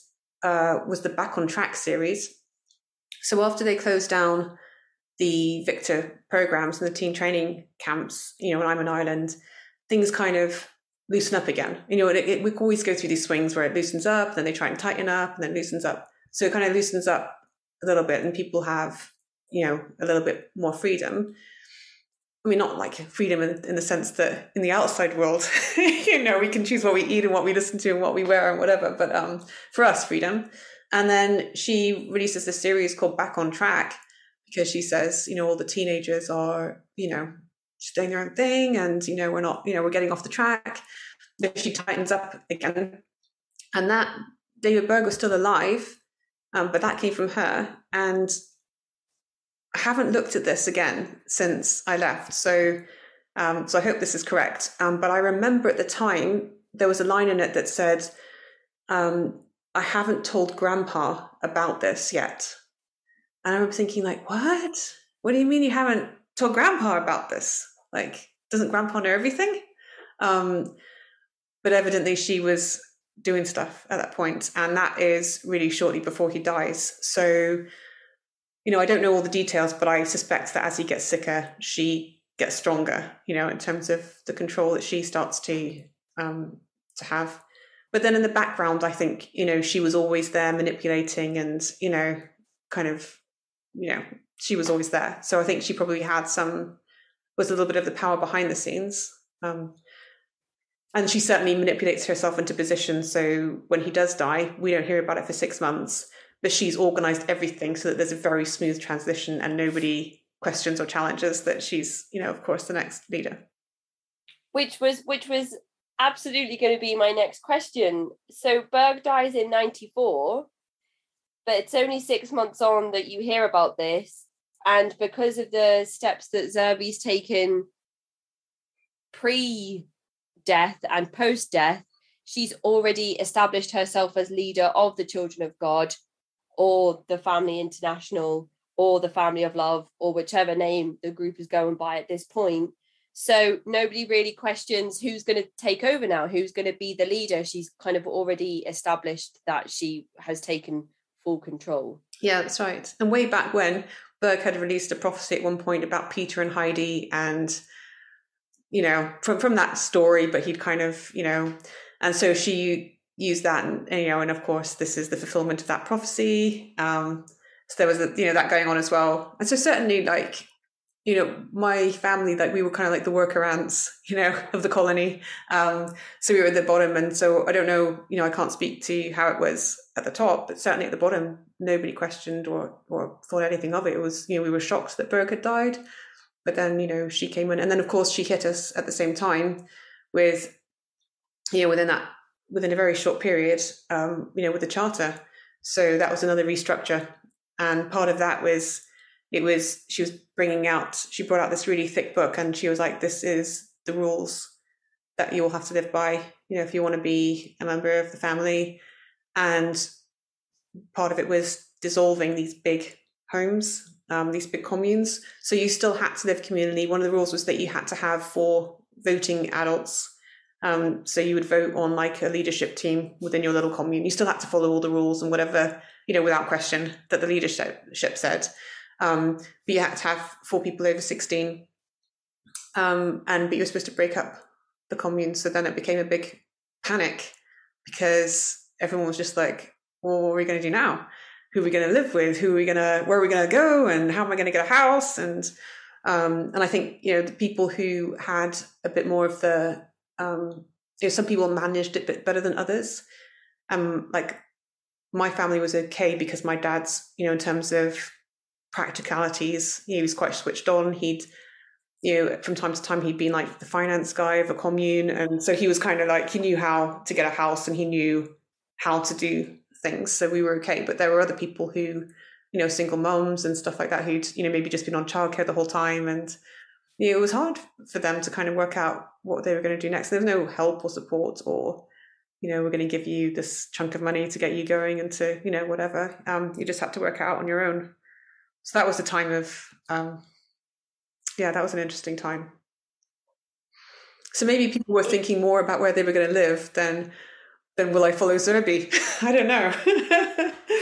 I think that's probably right. And maybe she did those 2 things at the same time in that way for that reason. I think I remember from Mary's conversation that she said that Zerby started to release her own series of Mo letters that were even more wild in the language and instructions than what Berg had been releasing.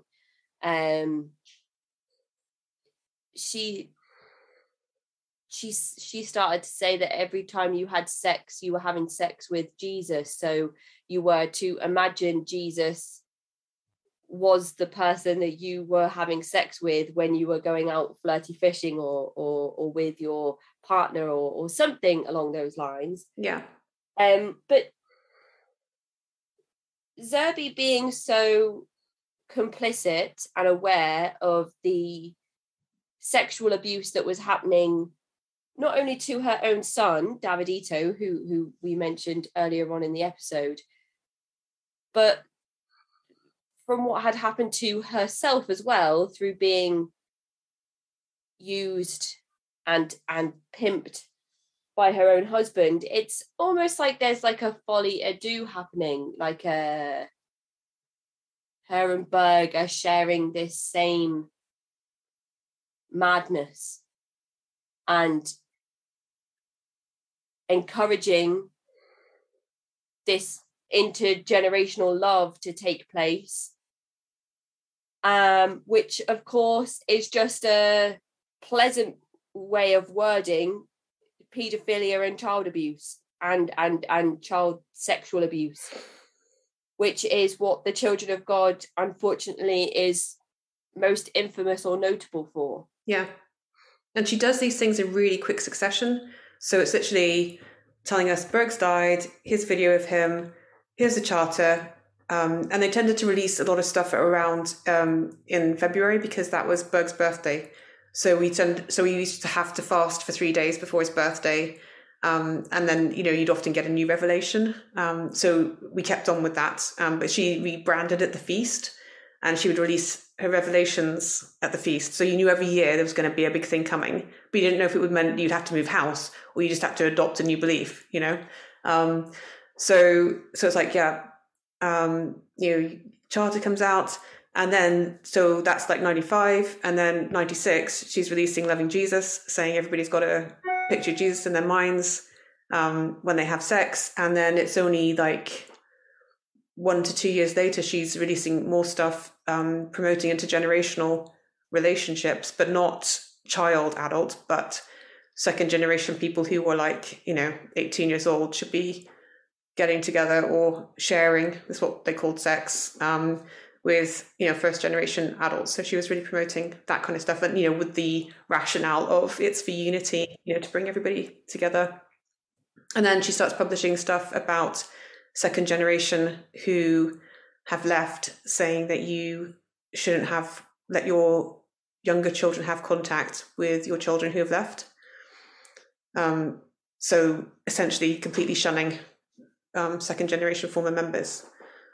And so obviously when I left, that had recently been published. So I left in the knowledge that, I may never see my family again. So that was really hard. And the letters around intergenerational relationships, was this something that Berg had promoted himself before he passed away, or is this something that became more prevalent as Zerby took over? I suppose there weren't that many adult second generation while Berg was alive. So just a handful, really. So I don't remember, and I'd have to check this out and look it up, but I can't remember him specifically talking about marriage between the generations as something. Obviously, there's things about, free love and age doesn't matter and stuff like that. That kind of messaging was out there. But this is a slightly different twist on it that she brings in. And Berg was practicing polygamy. He had a number of people that he had married.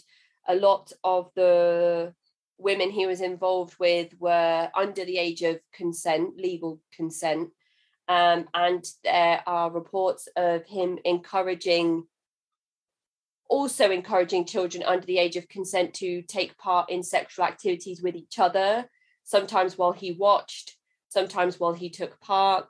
These are all things that you can read online. I don't know why you would want to go and find these types of things to read. They usually just come hand in hand with researching different cults and groups. But all of this stuff that we're kind of talking about here is why the Children of God has been labelled as one of the worst cults in history, because of the decades of unreported sexual abuse that happened to children, physical abuse, spiritual, emotional.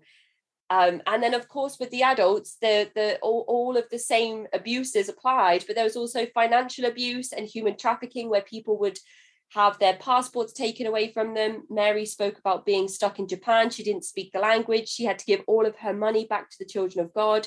She didn't have her passport because all valuables were kept in a safe away from her access. She had all of her children with her that she was responsible for. So, and the pressures to go out flirty fishing and witnessing on the streets to raise money and to not come home until she'd made enough. So there really was not many options for Mary, and I imagine so many others who had just been uprooted time and time and time again and sent to these different parts of the world where they had not had vaccinations, where they didn't know where their passports were, where they didn't have enough money to buy food for the family for that evening. So I don't focus too much on the sexual abuse of children that took place within the Children of God, because I feel like that is available to read about on the internet, maybe more so than a lot of the other things that happen inside the movement that I feel are very important to discuss. Of course, that's not me saying that the sexual abuse of children is not important to discuss, but there's so many other methodologies and things that took place in these types of groups that I feel are so important to highlight. And that includes things like the training camp that you've mentioned. And so on your journey so far, you know, after kind of summarizing the Children of God history with Berg and now Zerby and where we are now, and your journey kind of 0 to 13, you had a few experiences of moving out of the country. You'd been to Switzerland and then your father was kicked out. Switzerland just do everything right, I think. Maybe not kind of personally against your father, but they have such a great economy. Their crime rates are really low. They're really neutral when it comes to like political affiliations and all of that stuff. And they recognize straight away that there is somebody or a group of people on their streets witnessing in a way that they don't agree with. And they're like, you can't stay here. I just feel like Switzerland just have so many things like down properly. But you've been to Holland, you go over to India and that doesn't work. You try India again later on, but that doesn't work. And so in 93, you find yourselves in Ireland. Loads of stuff happens around that time. And then in 96, you finally leave the UK and settle in Europe. Yeah, that's right. Yeah. So we go to Hungary, and there's a big presence of Children of God in Hungary by this time. After the wall came down, people started to, go over to Eastern Europe and set up communes there. I think there was a little bit of that going on before, but, kind of quite discreetly and undercover. But then they could really come out in the open and set up their communes.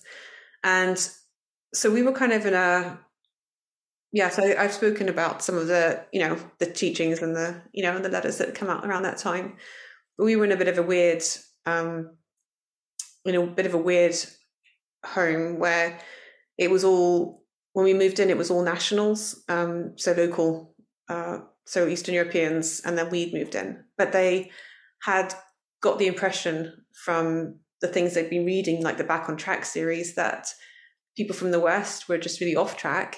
And so they'd had formed quite a negative opinion of us and felt like, their duty would be to kind of reform. And so definitely one of the guys there, he'd found this basic training handbook, which was the handbook for these camps and training programs. It was like, we need to be doing this with the kids. And I know my dad, to his credit, said to him, we can't, we've already tried that and we can't do it again. But that was quite a difficult time because it was. So you're sort of around about 16 at this time. Yeah, so I'm 16. So I'm considered to be an adult. So I'm doing adult duties, in the commune, but then also just constantly getting. Just constantly being given a hard time because I'm being perceived as this, Western teenager. And the responsibilities that you had at this time, did anybody work jobs outside of the Children of God, or was it mostly the men that went outside and had sort of secular jobs?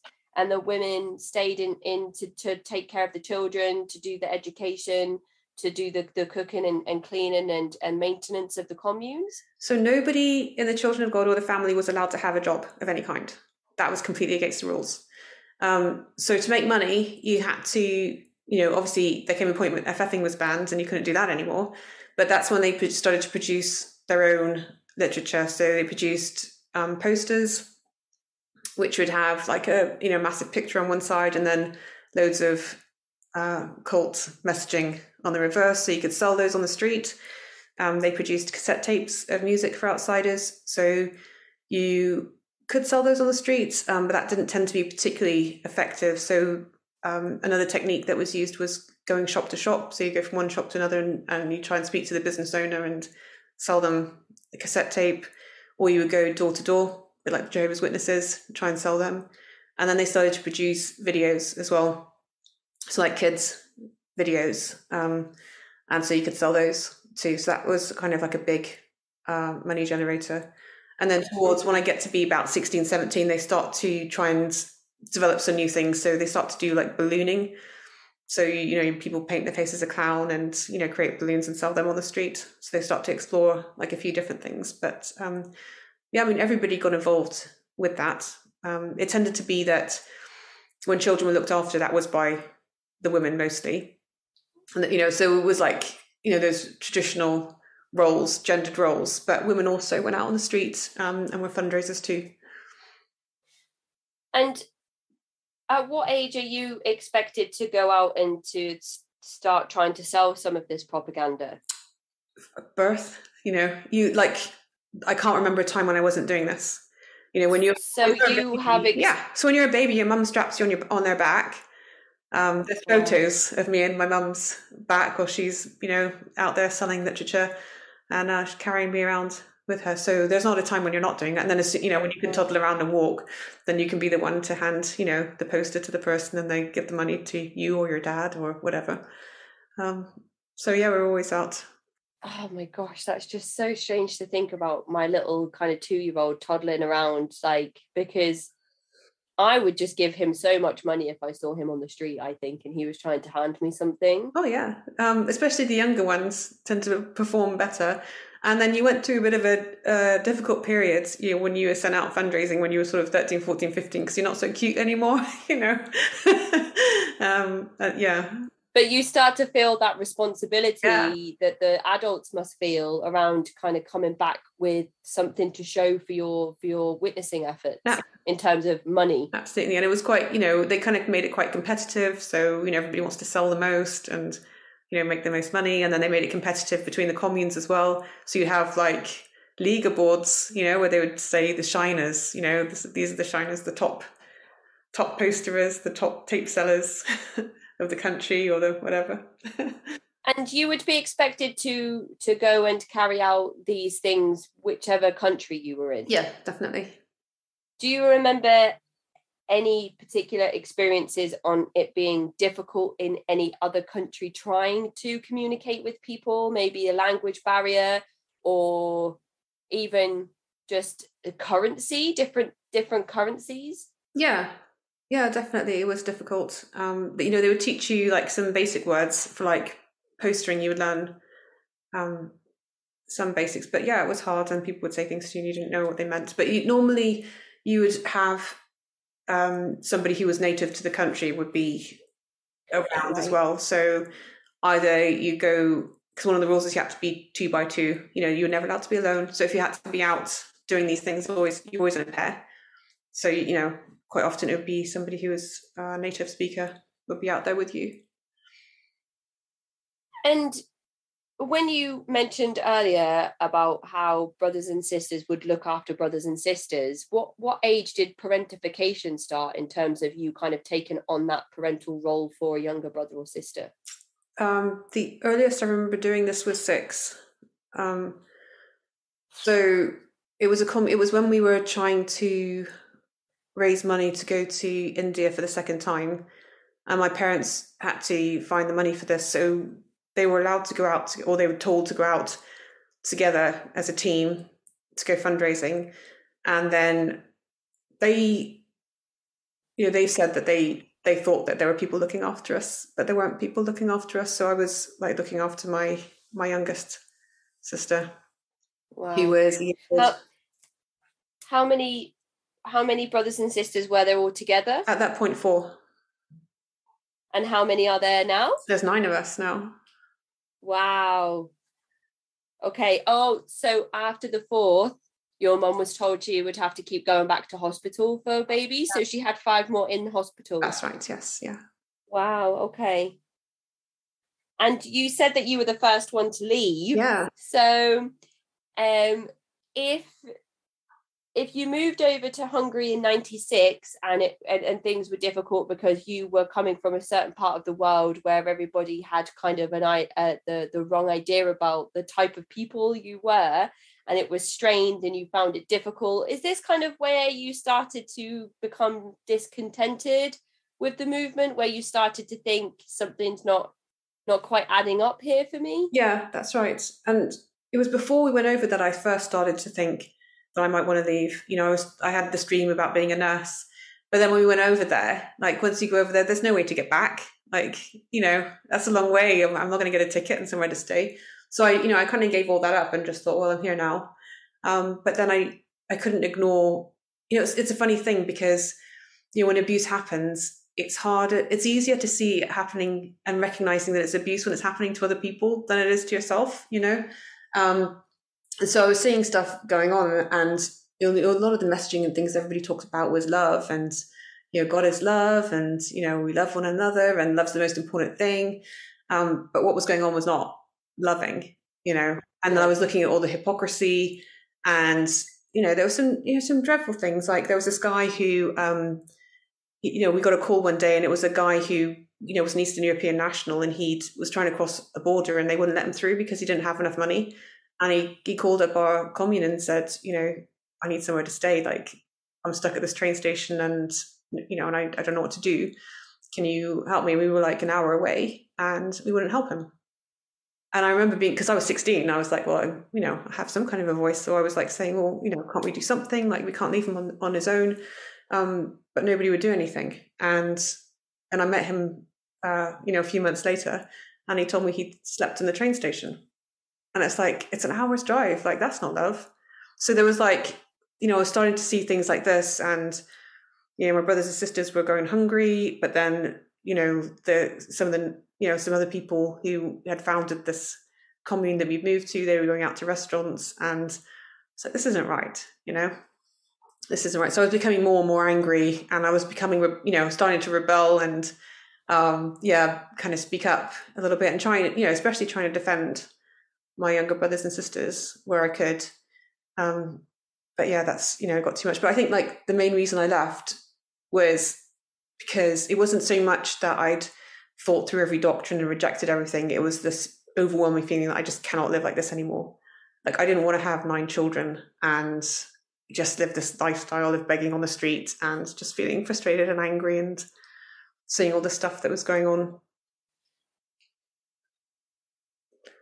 And at this point where you start to kind of show this rebellion, it's interesting because what a lot of families might do in that situation is send their child to something like the training camp, which by this point doesn't exist and which you'd already been through when you weren't rebelling, when you were just kind of going through your day-to-day, where your only signs of rebellion in air quotes was your struggle with your mental health that was just not recognized or supported and actually just exacerbated through the acts and the experiences that you had to endure in the religion.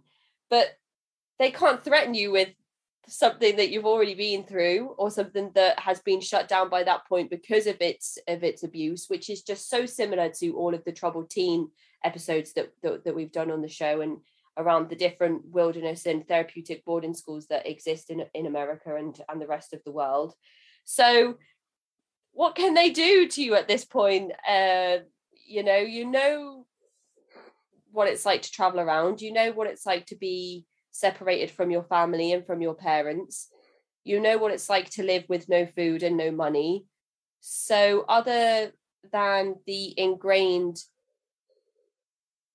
repercussions you've been told about repeatedly since a young age around how your family will be affected if you leave and bad things will happen to them, apart from kind of that responsibility hanging over your head, there's not really much that they can do to keep you there. Yeah. And the thing they did mostly was they would say that they needed to talk to me and bring me into a room and just rant at me for hours. And that was their thing that they did. yeah, I guess that's all they had left at that point. Yeah, well, absolutely. It sounds that way from what you've told us. And so from 96 to 2000, you just have 4 years of just growing more and more. Yeah. I mean, that commune broke up maybe a year before I left, which is good, and that got a little bit easier. But even so, I knew I didn't want to stay. And so you were the first of your family to leave, first of 9 children, first of your parents and anybody else. So how, when and why did that happen? Can you talk us through your entire journey around that experience? Yeah, I'll try to. It's leaving is probably one of the it is one of the hardest parts. So it's hard when things are hard. I struggle. I don't know. I still struggle to kind of get words out and speak. But what had happened was that we used to make occasional trips back to the West to do fundraising, because fundraising in Eastern Europe was quite difficult, and people didn't have a lot of money. They were just out of communism, So we used to do trips back to the West, and then on one of the trips back to the West, I met a guy who I'd lived with previously, and we'd always got on and stuff. But by this time I'm like 18, and he's grown up as well, and he really likes me, and so we kind of we keep in touch. And so he wants to leave, and he says, I'm going, do you want to come?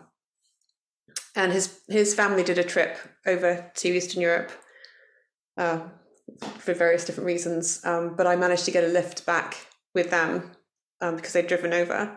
So I was able to hitch a lift back with them, and so that's how I left. So I left with him, and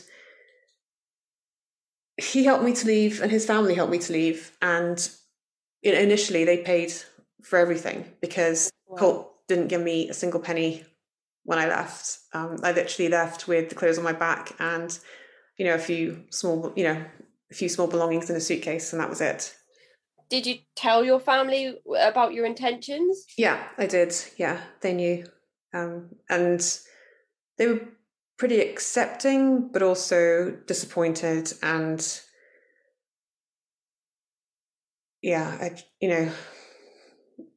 Well, I suppose it's not just a matter of you saying I'm leaving. There's as you mentioned, the shunning process was something that was being practiced by that time. So your decision to leave probably came with a lot of subtext and unspoken meaning around what would then happen, and understanding that there might not be any contact between you and them for however long. You said you were the first of your family to leave, which kind of leaves me with some hope that there are other members of your family that have followed suit, and so you do maintain or have contact with at least some of them. But if you're leaving with just the clothes on your back, and your parents could move again in another week, 2 weeks or a month, there's a chance that even if you were to try and maintain contact with them, it wouldn't have been possible to. That's right. And at the time they were planning a big move to Romania, so they were going even further, deeper inside the cult. So that's why I felt like I wouldn't see them, because even if your parents felt like they would break the rules for you, if you're in a commune situation, they can't, because the other people in there would stop you from breaking the rules. I can't say very much about how it is with my mum at that time, but it's a painful memory. And you have this family friend who you reconnect with, and his family are supportive. They help you financially, they help you emotionally. I'm sure that through their own experience, they have a little bit of something to offer you in terms of what you need at that time. Perhaps they know that you need company. Perhaps they know that you need time. Or perhaps they know that you need to hear what it was like for them when they made the decision to leave. No, I wouldn't say that. They were kind of halfway. They hadn't quite left yet. They were doing the bare minimum, not to be kicked out, but they were on their way out, and they left shortly after. Right. So there was no, so he kind of left at the same time. But his process was a bit easier because he wasn't going to be shunned because his parents were in that leaving phase as well. But I mean, that's, I think, what made it really hard when I left was because me and him, we moved straight. They gave me a place to stay for a couple of months, and then me and him moved to a different part of the country together. And then it was just me and him. And yeah, there wasn't anyone that, there was no one else around. Like I literally knew nobody in England. And yeah, so there wasn't people that understood. And I had to, I had to fund my own way, like right away. I had to find a job and, figure out what I was going to do. And so that, yeah, that was a really tough period. But you found a job and you were able to support yourself. And we're talking sort of 21 years ago now from this initial decision to leave and the actions that you took following that decision to leave. So through that difficulty and through that pain, that confusion, that loneliness and that isolation, something was working, because you're here today speaking out about your experiences, highlighting some of the abuses that took place, and putting those experiences out on a public forum so that other people can become aware of the abuses that happened, and so that other survivors can feel validated in their own experiences. So something worked in those 21 years, would you say? Yeah, definitely. And I think, underneath it all, there was some kind of survival instinct in there, So I did manage to find a job. And, those early years, there was a lot of just, drinking and just whatever to try and forget. But also at the same time, I was managing to hold down a job and, I managed to get myself into college in the evenings. So I was doing that. And that was the thing that, studying something was the thing that really pulled me through. I think at that, it gave me something to live for. Because my initial feeling was when I got out, it was just like, I left because I didn't want to be inside, but then now I'm out. What do I have to live for? What's the point of it all? And that kind of just gave me something to, it was like little goals to reach. And you went on to university and you got a degree. I did, yes. And then I got a master's degree. Which was some... Angela, that's incredible. Yeah, that's right. Oh my goodness, Angela, that you had a basic to non-existent education your entire life, and then you leave and you get a job and you go to college, at night college, so you can hold down a job, and then you go and you get a degree and then you get a master's. Yeah, that's right. Oh my God, Angela, that's so incredible. Wow, I hope you realise what a huge accomplishment that is, and what a beacon of hope that must be for other survivors who have been through these similar experiences as well. Yeah, absolutely. Wow. What did you decide to practice in? So I've done English literature. Wow.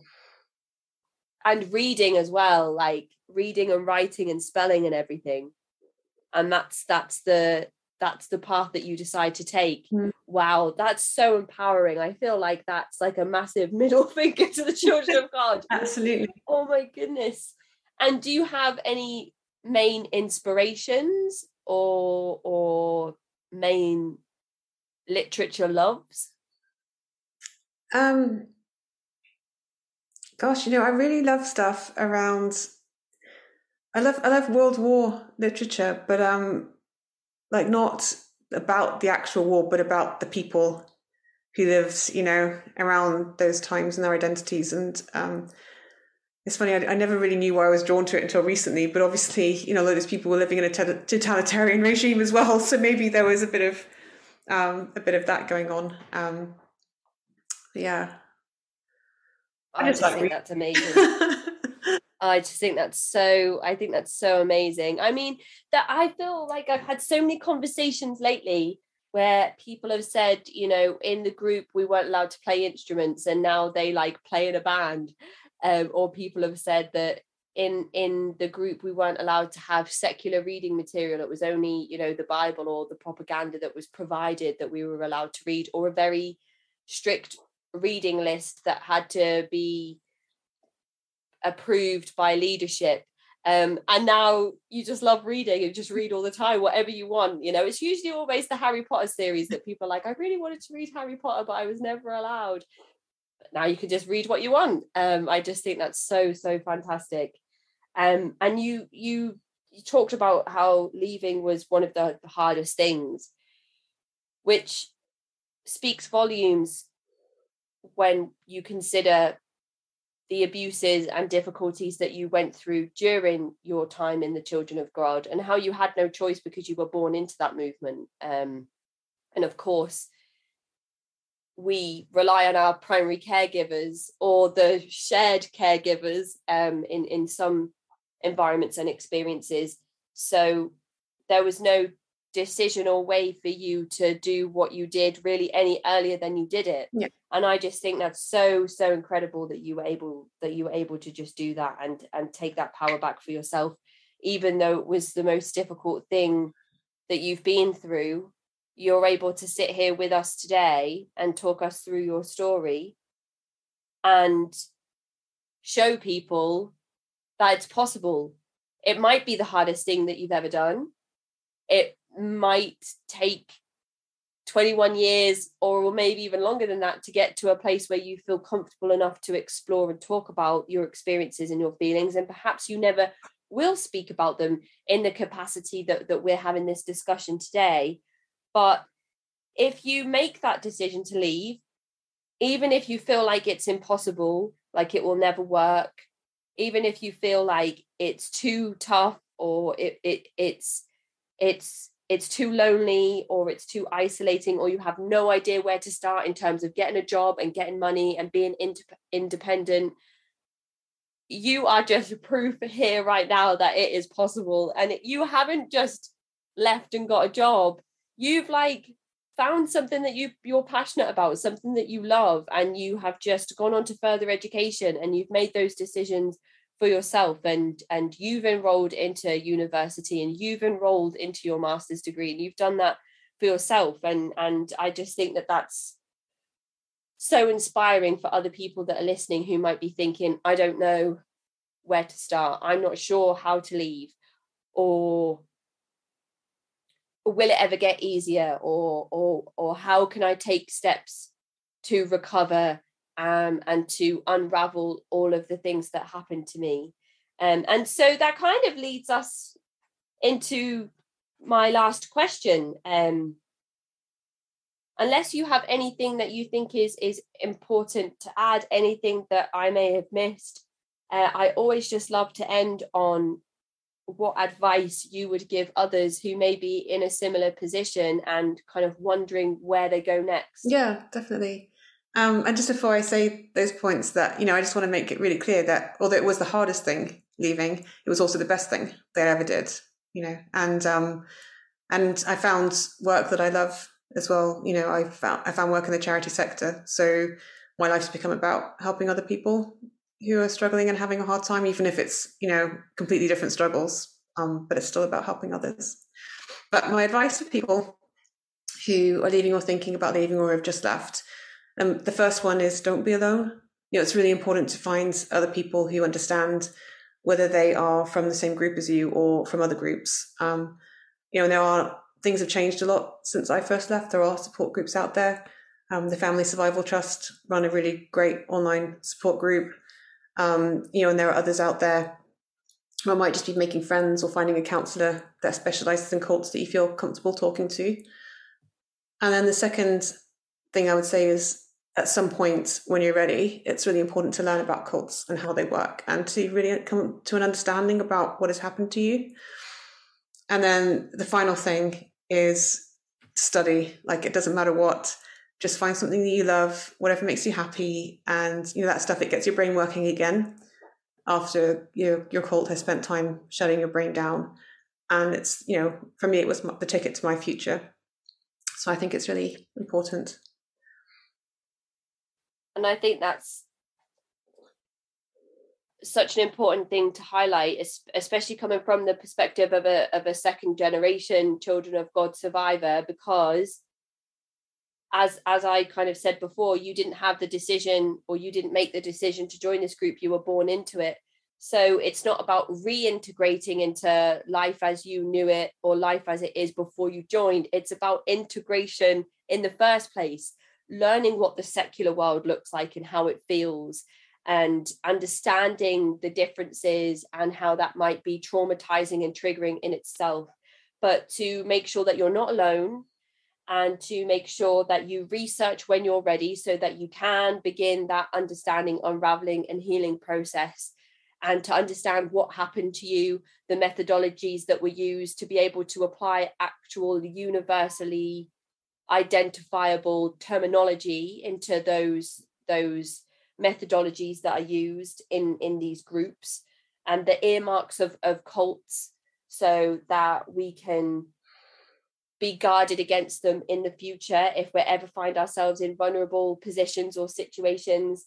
And then just to find something that you're passionate about and let yourself enjoy it as little or as much as you want to, just so you know what it feels like to take back some of that power and that autonomy, and to have a passion and something that makes you you. That individualism can come through. You can explore yourself and your likes and your dislikes as much as you want to. And of course, get your brain working in a way that is separate to the cult language, cult speak, cult routines in terms of what time you wake up in the morning and what time you go to bed. Something that is completely separate from the movement that you were in, or even if it is something that was used in the movement, like music, like playing instruments, like chanting, like reading the Bible.